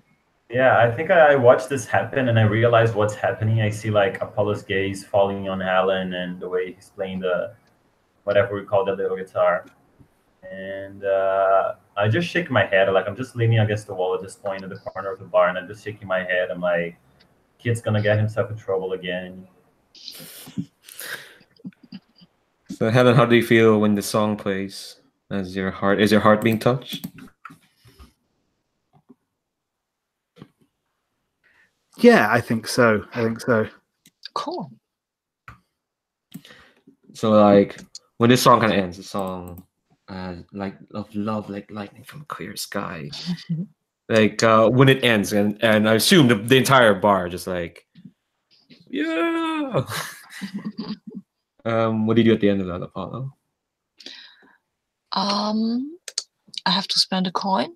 No, when someone is moved to action by one of my songs, okay, I gain a coin. No, they gain a coin. That's what lures is. Okay. So it has to be the other two player characters. Yes, okay, I get it. Okay. Do I have to spend a coin to do that? To use that song?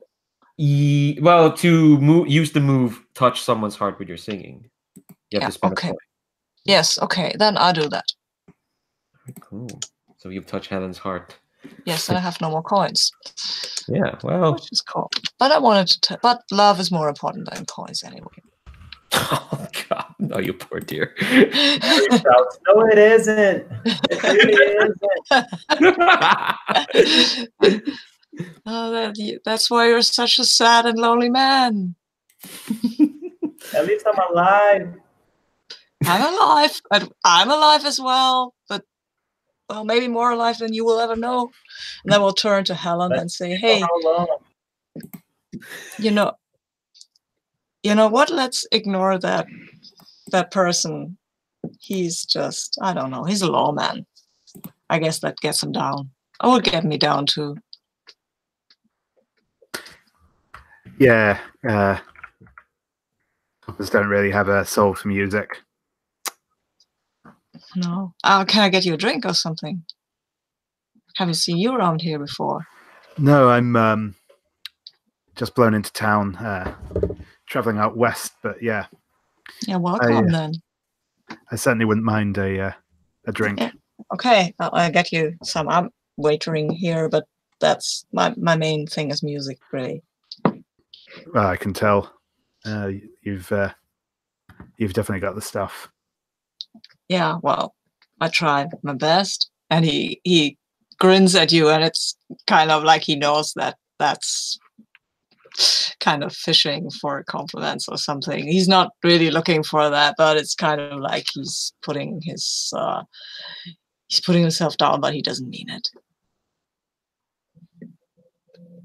And he gets you a drink with a kind of like one of these little paper umbrellas. There aren't many of them. He pushed it from behind the bar. They're ordinarily just used for these gangster guys, because their boss likes these little umbrellas, and they're supposed to be used only for the devil dogs. But of course, Apollo will filch one to give to put into Helen's drink, just so it looks nicer.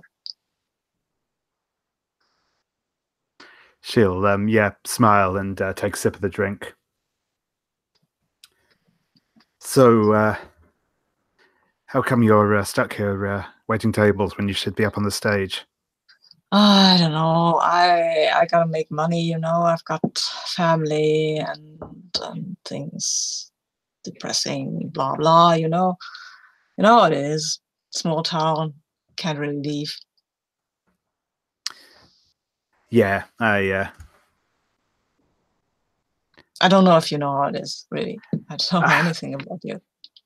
I'm from New York, so no, Wow. But no, I know what it's like to want to get out somewhere, and well, I'm on my way. Good for you. New York, on my way. Oh my God, I wish I could do that.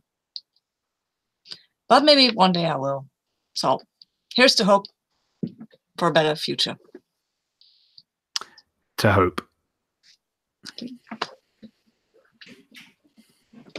Okay, so you just watch all that, Aries. Well, no, you didn't watch all that, obviously, but you're there kind of in your corner, brooding, being a broody McBrood person.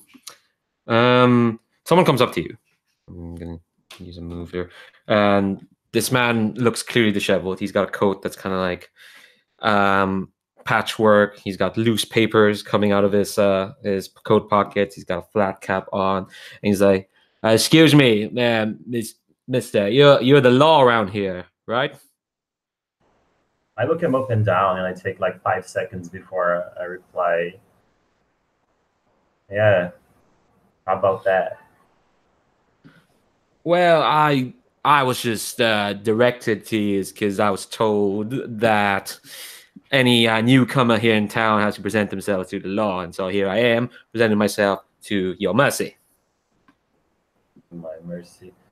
Yeah, you'll find I'm lacking in mercy these days. What's your name, pal? What brings you to Hellenetown? Oh, I'm a chronicler. I write for some of the big wig papers up north, but I'm trying to compile my own work. My name's Virgil, you see, and I'm roaming about trying to find a bit of adventure. There's some folk I'm tracking towards this here Hellenetown, and they may be making their way soon. So hoping to catch them off guard and find out their story. I try to be I'll try to not get in your way, but that's who I am, sir. So you think there's any trouble coming our way? And I look at the fates as I say this.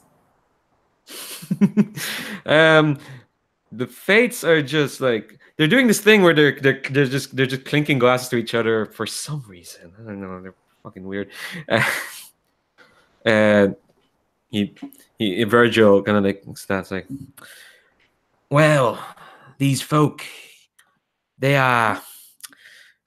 Well, I've been covering their escapades. They're not really a gang, sir. They're more like they're legitimized and fully functioning a company, so to speak. That the thing is, they come into towns and just uplift them with some varying results. They're just left New York and they're coming here to try and settle down. They're running away from some shady stuff, if you don't mind me saying, sir. You'll see them soon enough. The main man is named Dionysus. You'll notice him when you see him, sir. But go on. Lots of things blowing into town these days. You know Yeah, what they say about stormy winds. Well, what do they say about them winds, sir?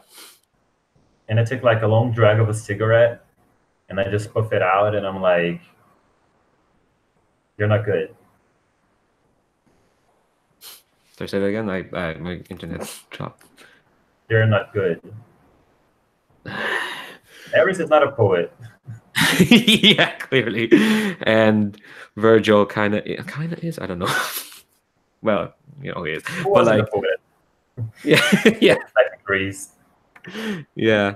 And he's like, well, don't mind me saying, sir, Hellenetown seems ripe for the taking, if you know what I'm saying, sir. So if you're the law, well, best keep that law tightly wrapped around your control, sir. And he looks him up and down one more time, looks deep into this guy's like eyes, and he just says, yeah, I'll take your advice on that. Make yourself at home, Mr. Virgil. Try not to stir too much trouble. Oh, I'm at your complete sufferance, Mr. Ares. No worries. I'll keep to myself, and I'll do what I do best, which is observe and chronicle and keep and preserve the story, yours and everyone else's. Let's see what story you'll be able to tell when your stay is over. And he gives a nervous giggle at that and kind of like ambles to the bar. Yeah, ambles to the bar, and the fates are kind of like, hey, come talk to us. You know, it'll be grand. Or to Virgil. Oh, to Virgil. Okay. Yeah. Like, Ares shouts, don't do it. I'm just kidding. I'm running into a problem with my character that I have to follow the letter of the law without mercy. But I also have a move that's taking something away from someone, but that's stealing. Yeah. Well, the thing is, it could be, you could say the letter of the law is what you say, because you are the law. That's the thing. Take something away from someone as a move. That just means you are grabbing it, like you're seizing it. You're not really stealing it, but you know, you are the authority. You can just say it and the thing with the move is when you use it, it happens. And and you can confiscate stuff. You can say you're confiscating things. You know, that sort of thing. Okay. So as Virgil is walking out, I see him like get called by the fates. I'm like, okay, this guy's gonna be trouble. I just say, Mr. Virgil, one more thing. I'll require your notebook. You're spending a coin for this, right? Oh yeah. I think he's gonna like, sure. Well, yeah, of course, of course. And he kind of pulls out, his notebook, some notes flying out. Like, will you? I'll see them papers again, surely, Mr. Aries. Yeah, I'll get them back to you. Don't worry about it.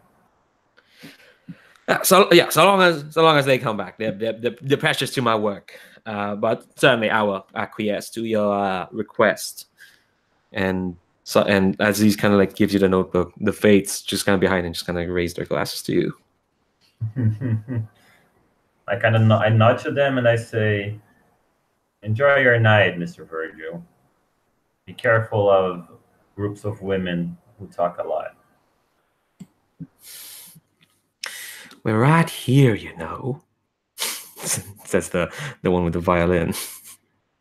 You usually are. That's the whole problem. All right, I think let's go to Dionysus. Dionysus has not interacted with anyone besides the Fates. So what are you doing now? Yeah, I think actually at this point I'm going to kind of slide into a chair next to Ares, and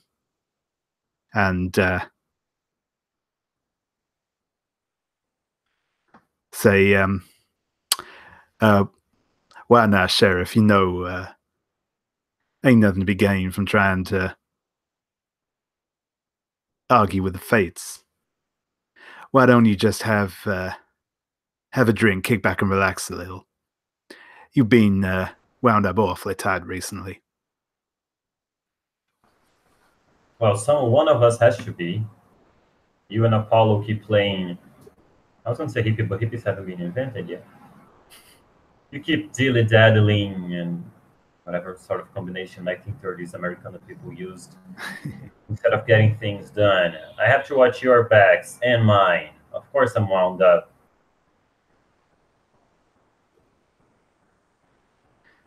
That kid you said I had to watch out for. He's a piece of work. Now I think he just needs a little guiding hand, find his way in life is all.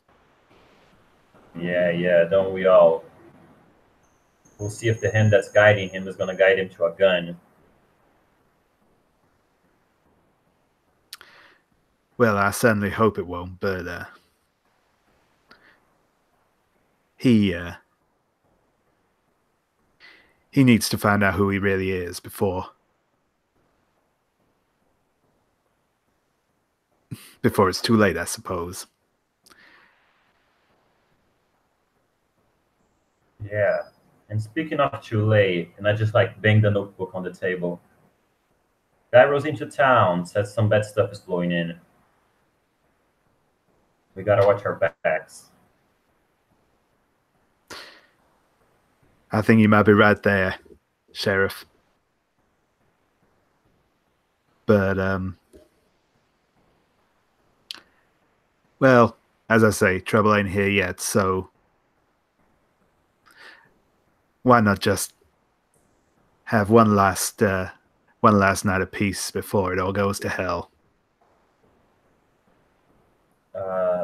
I think I look around and I see that Apollo is okay. He's chatting with the pianist. The Fates don't seem like more threatening than they used to. They usually do.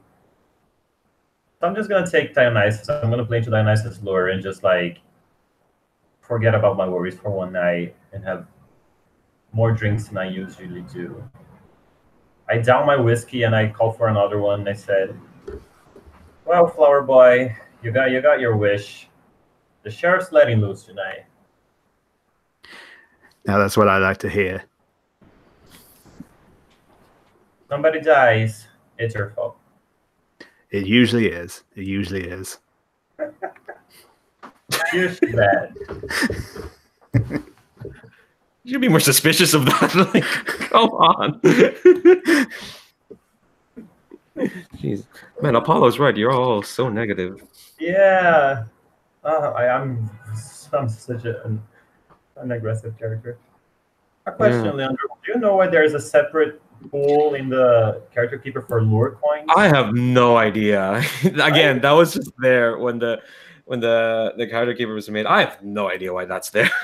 Yeah, I'm just not gonna use it, honestly. Yeah, like why is that there? I don't know why it's separate. Like coin is coin. Like Yeah. it's really weird.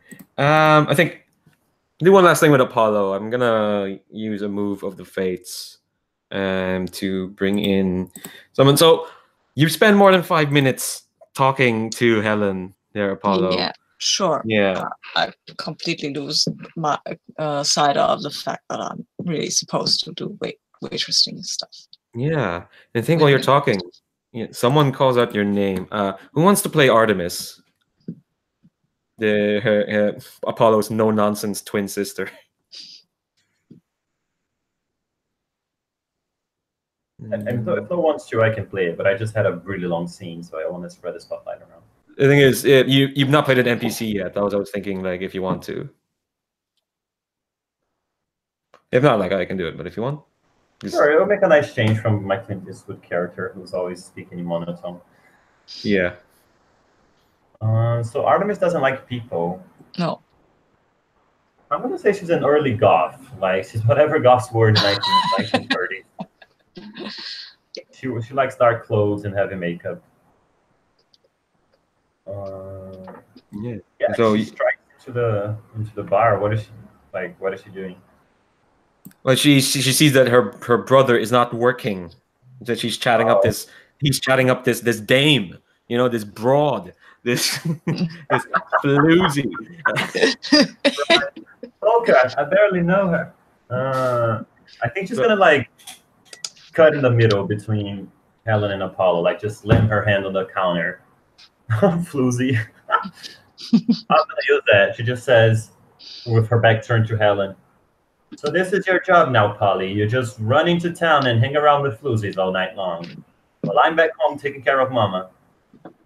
I'm waitering the tables. I'm just on a break, okay? Yeah, you're a waiter in a riot. You're waiting for the world to end. That's what you always do. I'm not waiting for the world to end. I'm waiting for the world to begin, Tammy. Come on. You and your poetry. Get your heads out of the cloud, Polly. The world is terrible. It's never going to get any better. Don't be so negative. Come on. Tomorrow the sun will rise and maybe something good will happen. I mean, it could actually happen if you let it instead of just grouching around. I don't know. Why did they even keep you here? Does your boss know you'll be taking your time to talk to floozies? I just call Helen a floozy twice. Hey, stop calling Miss Helen here a floozy, Tammy. You don't know her. Why are you always so aggressive? Oh, because I've had to take care of your sorry ass all our lives. But you're so good at it. Yeah, I wish I didn't have to. So when does your shift end? Anyway, I'm tired. I want to go out and see if I can catch some coyotes at night. And Mama needs someone to be with her. Oh, I have to work till, I don't know, till this is over, right? I don't know how this works. I've never had a job. Yeah, I know that. I'm aware. Look, you want to go out catch coyotes? I want to go out and make music. What's the difference anyway?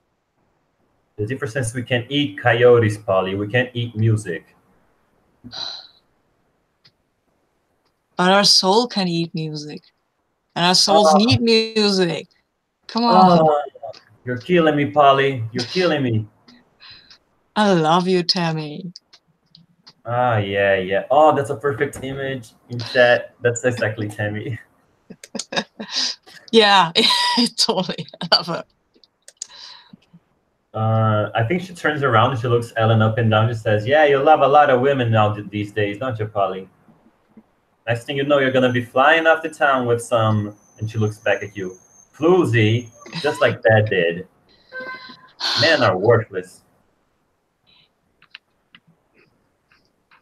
I let her go, I guess, because what can I say now? Nothing. I don't want to argue with her. I guess I'm more of a peaceful kind of guy. And arguing with my sister in a public place, well, that's never a good idea. Does Artemis have any relationship to the rest of us? If you want. I mean, it's Sabine's sister, so. Oh yeah, Oh, Sabine, right. Sabine. Yeah, right. I don't know. I mean, she could have something for Aries, but the way I'm picturing her, she wouldn't act on that, or she wouldn't know how to act on that. Because, but Aries, she's so strong and manly and taciturn, I guess. And he seems to have it together. Or maybe she has it for one of the fates. That would be interesting. I love it. Yeah, let's do that. She likes one of the fates. Yeah, which one of the three I have here in this picture? The one with the light hair, I guess. She's the meanest grin. No, the other. Yeah, the one with the light hair. They all have mean grins. I don't There's a know. scale of meanness. That's true. But the light haired one is fine. Yeah, I think. Yes, she sees she's not gonna get a rise out of you, and she just says, like, she leans back on the counter and she says, "And when are you gonna introduce me to those pretties, huh?" You've been living here all your life, and now you need me to make an introduction. Oh, come on. Don't worry. So I go over and say, hey, ladies, this is my sister, Artemis. She is a great hunter, and she wants to be introduced to you, Artemis. These are the fates. This is fate 1, this is fate 2, this is fate 3. I can't remember your names, ladies. I'm sorry. They're so complicated. Atropos. One of them is Atropos, I think.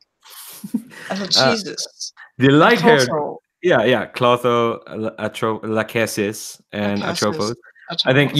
I think they very carefully just say that, like, oh, it's Clotho, Lachesis, and the light-haired one is Atropos, the one who cuts the thread. So perfect for a goth girl. Perfect for a hunter too. Yeah.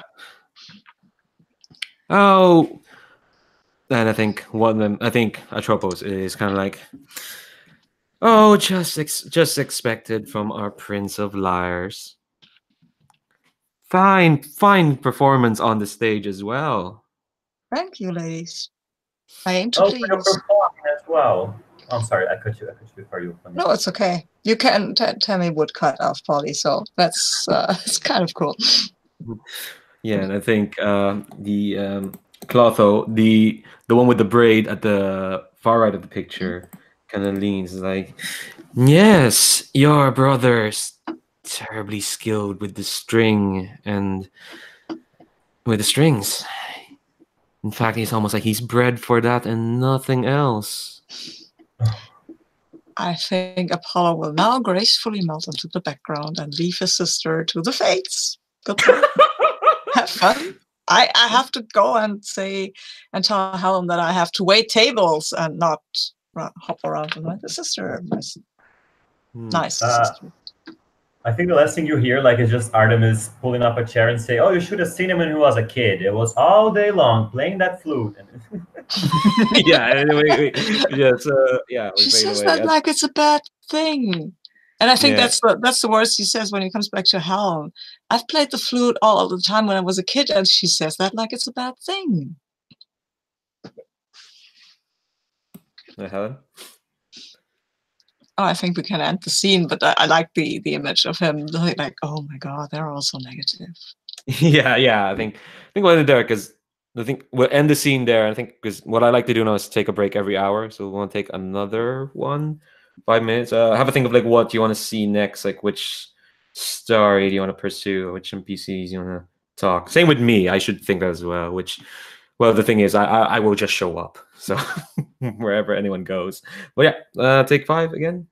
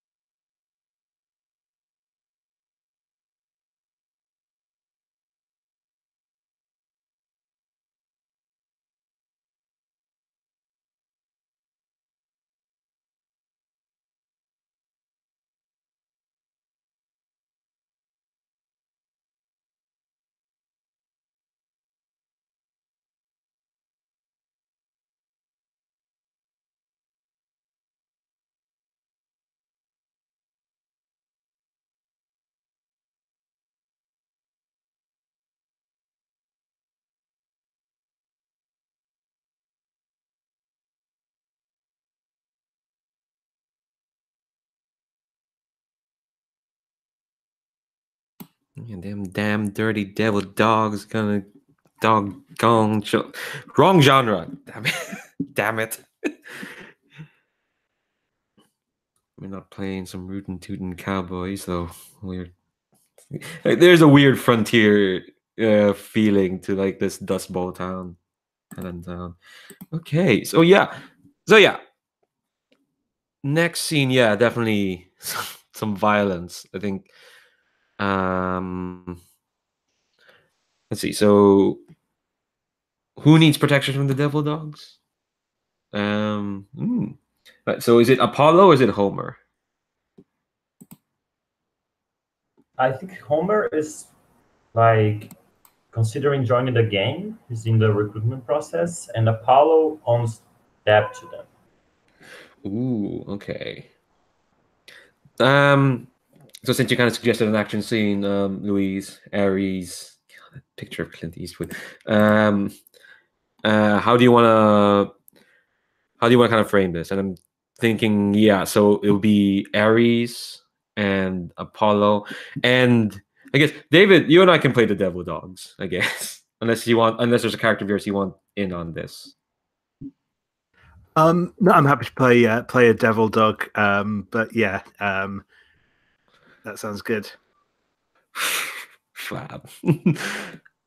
Uh, Oh, go on. I was thinking like this is after hours. Apollo finally finished his shift, and I've been drinking with Dionysus this whole time. And I decided to walk him home. And we're gonna get approached. I think Homer, like the devil dogs, got in the bar at some point, but they didn't cause any trouble, so we just let them be. And now they're gonna cause some trouble. Or maybe Apollo's walking home and you're stumbling out and you see him being accosted by the devil dog and decide to intervene. Oh, that's cool. I like that. Me frantically Googling Greek twins in mythology. They have to be triplets because there are 3 heads of Cerberus. Oh, is that what we're doing? Okay. Yes, Kirby the devil dog. I mean, are there triplets? Besides the fates. Yay. Good things come in threes. Yeah, exactly. Mm. Okay, yeah. So yeah, I think. Hold on, let me check.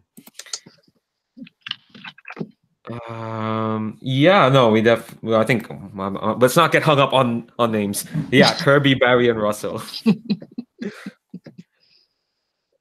Any one of those you want to play, Dave? Yeah, sure. I'll go for Barry. Why not go for Kirby? How broad do you want to play this?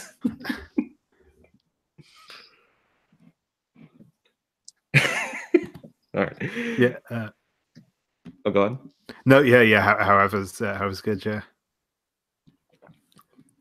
Okay, so I think so Paulo Ares comes out, and yeah, it is these 3 mean, nasty, like thugs. They've got suspenders, I guess, or I don't know. Okay, all right. I don't know why I thought suspenders would be intimidating, but yeah, they look like toughs from like a New York gangster film, I guess.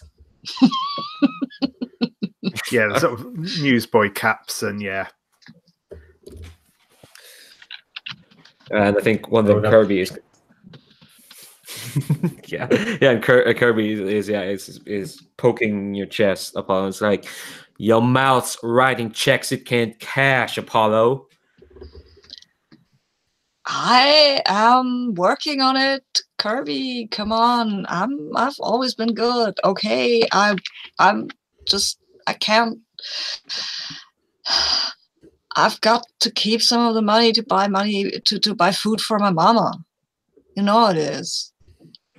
If I starve, you can't get any money. Corpses don't pay. Look, we all got mamas. Our mama needs to eat as well, so we need you to pay the money you owe us. It's that simple. Yeah, in the hierarchy of life, there, Apollo, this is your mama, and this is ours. You understand? No, I don't. Anyway, I don't have that money. Okay, I can't get it. I'm trying. Okay, and I think really, I don't even know how you come up with a sum. I borrowed, I think, 15, and now I'm suddenly owing 50. I think something of your math is wrong. Look, it's interest, you know? We got to, we ain't a charity here. We ain't giving out money for the For the betterment good of society. Exactly. Yeah. We're not charity cases. You certainly ain't charity. You were a business investment, and we're come collecting. But guys, I gave you what I have. Okay, I can't. What am I gonna do? I can't cut money out of my shoes. Well, I'm sure there must be somewhere you can get the money from. You know what, Barry? I think this lad here just needs some encouragement. You dig? I don't need encouragement. Come on, I'm plenty encouraged. Right? And I think, you know, at this point, Barry's going to get out a one of those sort of flick knives. And hey, no, break come them. on. That's not cool. Barry, show him the trick with the knives. So Kirby, how many fingers do you think he needs to work bar?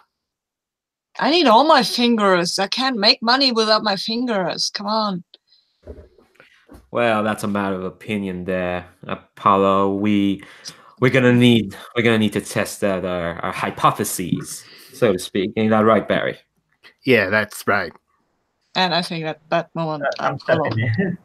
Apollo will start to try and get away from these crazy people who want to go for his fingers. And now we can have an action scene.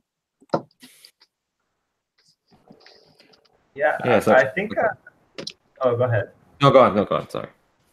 Yeah, I was just gonna say I'm gonna step out at this point. Like I'm gonna stumble out of the bar, and I'm gonna spit on the ground, and like some mildly aware part of my brain is gonna be like, "Fucking Dionysus, I said things were gonna go bad," and I'm just like trying to keep as steady as possible, and I say, well, gentlemen, isn't this a fine night for a conversation in the moonlight?" Aries, they're gonna cut off my fingers. Please, you gotta do something. That can't be legal. Yeah, finger cutting, it's not legal in this county. Only on the next one, ever since they passed that law.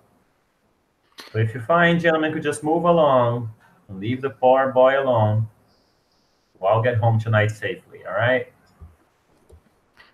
Hey, that's all we wanted as well, for everyone to get home safely. But it seems your little friend here has something of ours. I don't. Look at him. He's barely got shoes on his feet and a shirt on his back. He hasn't got anything from anyone. Well, then that's his own sin then for getting into debt that he shouldn't have.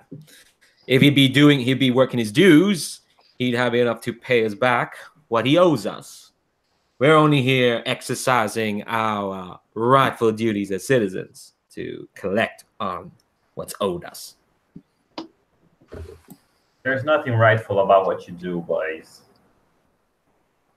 Citizens is a strong word to refer to the likes of you.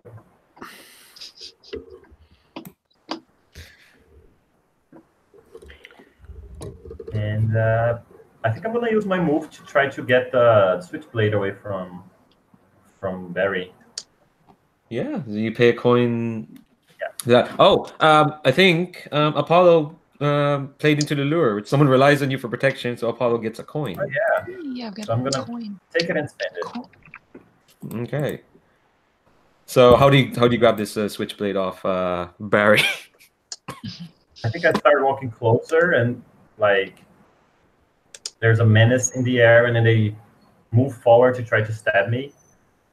But it's like Barry is not the greatest fighter. Even me at my drunkest, I am still the god of war. I'm super good. So I just take a step to the side and take advantage of his momentum to take the blade out and let him go rolling around in the dirt after I trip him. And I just like do a little knife trick and put it in my pocket, and I say, "You can take your trinkets and go home, but this one stays with me. If you hang around, you're gonna lose more than just a knife." Kirby kind of pulls Barry up, and they kind of whisper. They whisper to each other. All right, what are we doing? Like, it's fucking Harry's, you know, the damn dirty Harry's. You think we can take him? It's just 3 of us, you know. Not He's polite just to whisper, boys. Didn't Mama Dog told you that?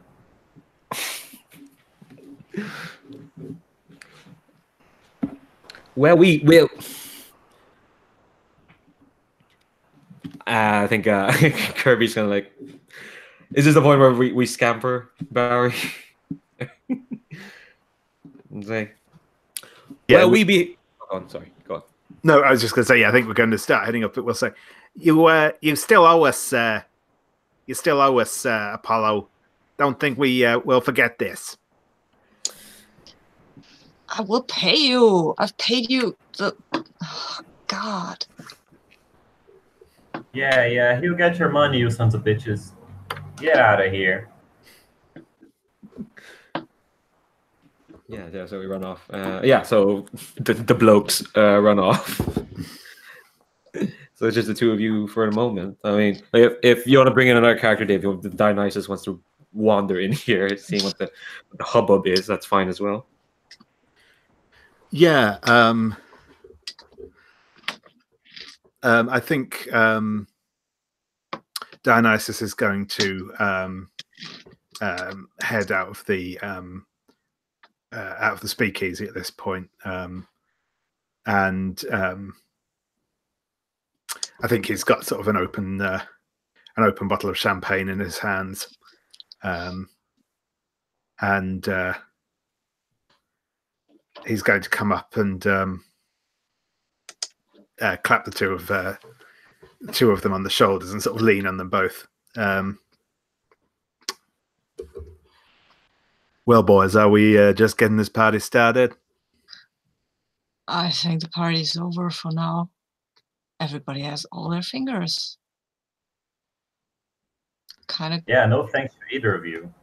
Kind of gotta count that as a win, huh? Thank you, Aries, for scaring these guys off. You can thank me by paying your goddamn debt. They took all my money that I made tonight. It's always the same. Like every time I pay them, it's but you owe us interest, more and more, and I can't get out of it. Well, that's America for you, Polly. I hate Now it. that's why you need to not care so much about these things. Just, life finds a way. That's what I always say. Yeah, but if somebody cuts off my fingers, that's not good. I mean, I can heal stuff, but I don't have those powers anymore. Well, I suppose it would be a shame to see you lose any of those pretty little things of yours, but it's hard to make music without fingers. That's all I'm saying.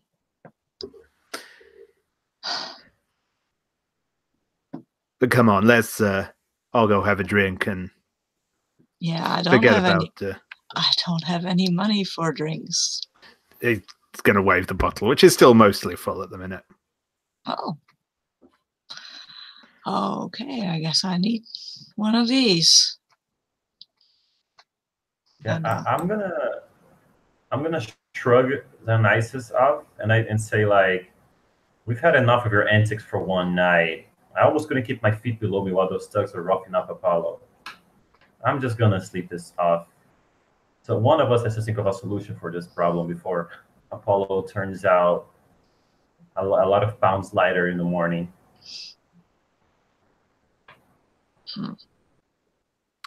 Well, way I think we're as likely to come up with a solution to this with couple of drinks in, as looking up at the stars as we are by fretting about it. So We could walk and drink. I mean, we're grown men. We can do that. It should not be beyond our powers to drink and walk. We who once were gods of ancient Greece. And take the bottle from Dionysus and take a swig. now that's the old fire I like to see. Yeah. Are you also playing into Dionysus' lure? Yeah, sure, I am. Oh, you keep racking up them coins. Yeah, I think I'll go need them. I think I take out a paper bag from my pocket and then I shove the bottle inside it. Follow the law. No open drinking in town. Oh, man. That's champagne. That's not drinking. There's a word for it. It's French. I forget the right word right now, but there is a word for it. It's not drinking. Yeah, you two like to forget a lot of things, don't you? It's what I do best. God But damn it. sometimes in forgetfulness you find the truth. But what if the I truth just- hurts? And one of the fates kind of ambles by. Only just one of them. The middle one in that picture. That's Lachesis. Yeah, she's like, well, if the truth you find hurts, Apollo dear. Well, it's better to have a truth that hurts than to have a lie that keeps hurting. I like truth. Well, lies are comfort. Lies are a blanket that you wrap yourself in. Truth, it don't do anything but hurt. So I'm just curious, as we've been talking to your sister there. She's awful worried about the state of affairs. Yeah, so she is. She's worried that she can't go out hunting coyotes. That's all. Well, the way she said it, she's been burning the midnight oil, so to speak, while you over here being accosted for debts and what forth, if not for our good sheriff over here. You've lost quite a few digits there.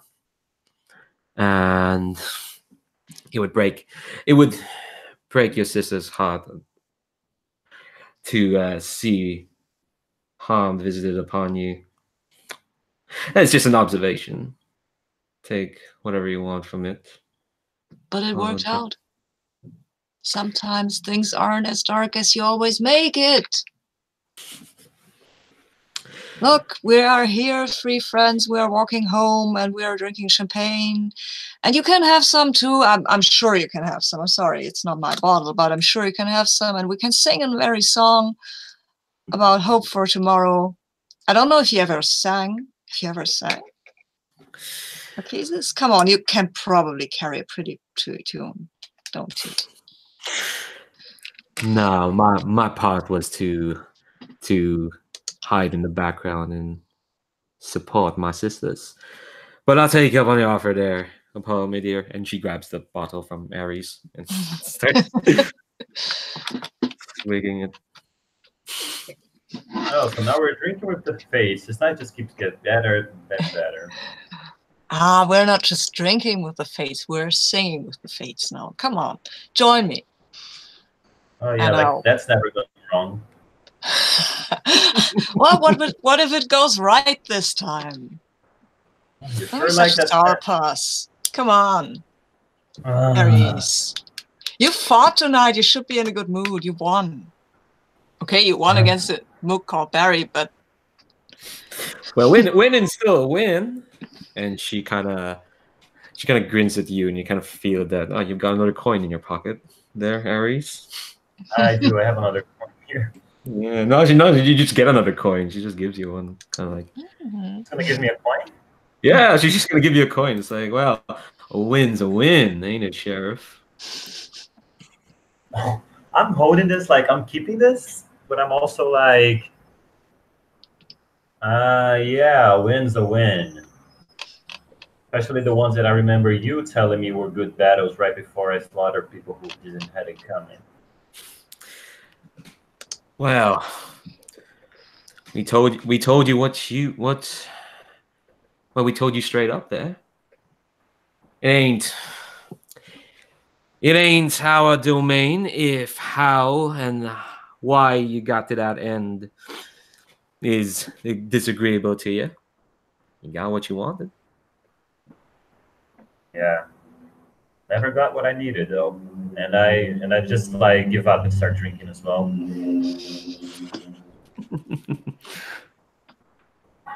Yeah, I think she just like drinks as well. I think it is weird because like you don't really hang out with the fates. So it's a bit on edge.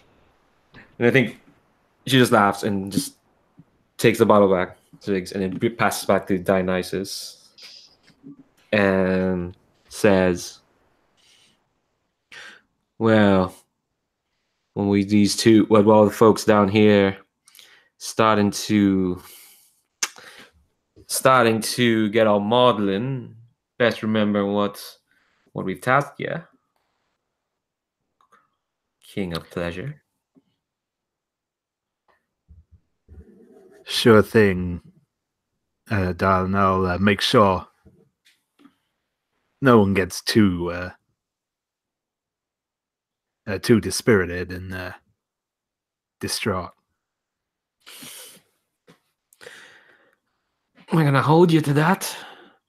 And then she walks off Countdown's bar back to the bar, and she turns and is like, "Dearies, you probably noticed, but a storm's coming to old Hellenetown.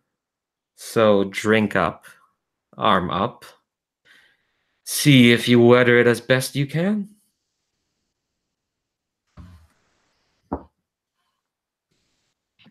Yeah, ominous. They can do ominous like the best of them. I think I muttered just for the other two, like, yeah, thanks for the heads up, you nasty bitch. Yeah, she's already stopped. Once she said she's already stopped listening, she already turned back, and you can probably hear Artemis shouting something about Apollo. What's Artemis shouting? Polly, aren't you home yet? Mama needs her dinner. Stop hanging Oh. around with your stupid friends. Oh my god. Okay. Okay, I'll go home and cook mama's dinner, I guess. I don't know what from, but hey, the fates will provide. Makes you think the fates will provide. I don't know, it sounded good in my head. I'm a bit drunk, I guess. I think we can end it there. Unless, yeah, we're about like what 25 minutes away from time. I think if y'all want like a quick short scene with like another character, but the thing I know we don't do short scenes. We really don't. So like we might just call it in for now. But yeah, we might just call it in because like unless you really, no, I don't want to keep y'all after like the allotted time. Trying to be better at that on this. Oh, I think like just we see like after the whole ominous talk, we see everybody get home, and then we see like Artie's in his shitty little room that he never opens the curtains to, just dropping everything in his pocket and on his nightstand, and it's like the knife, this gun that he keeps on him, and the notebook, and then he just looks at it and sits on the tape on the bed and opens it up and lights up the lamp and starts reading it. yeah. We have any parting shots here for the session? Where do we see Dio? Yeah.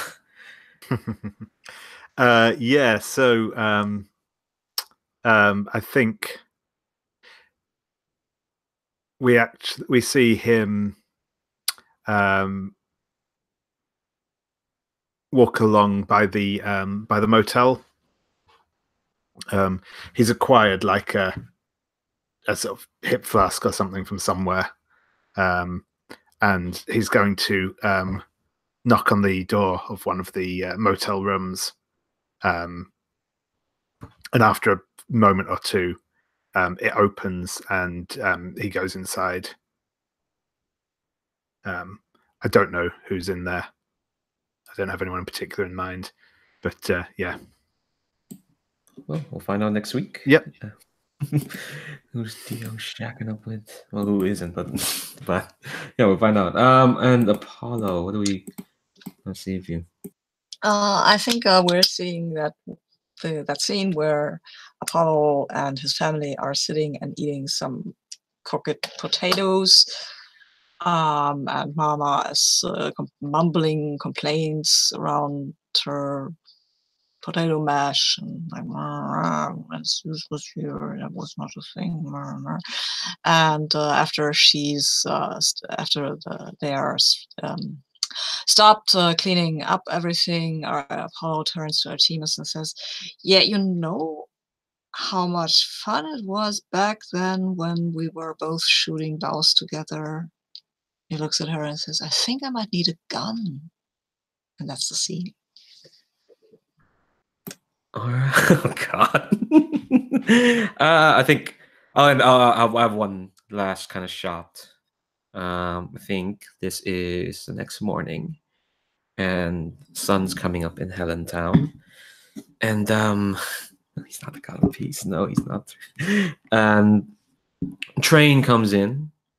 You know, trains come by every now and then. Usually there's disgorge hitchhikers and more vagrants, and I think the shot that sees there, it's kind of a terrible like train platform, and kind of like the Fates are just lounging there, just kind of like watching as all these people, this group comes out, and these people look well dressed and well fed, and then out in the middle of them is this like tall man in a suit. He looks I mean, what am I imagining him? I'm imagining him as Orson Welles. There we go. Like tall, well, not tall, but like just powerful looking. And he's radiating like just this like control. And he looks at the town and he just nods. This is in Virgil's work, this is Aeneas.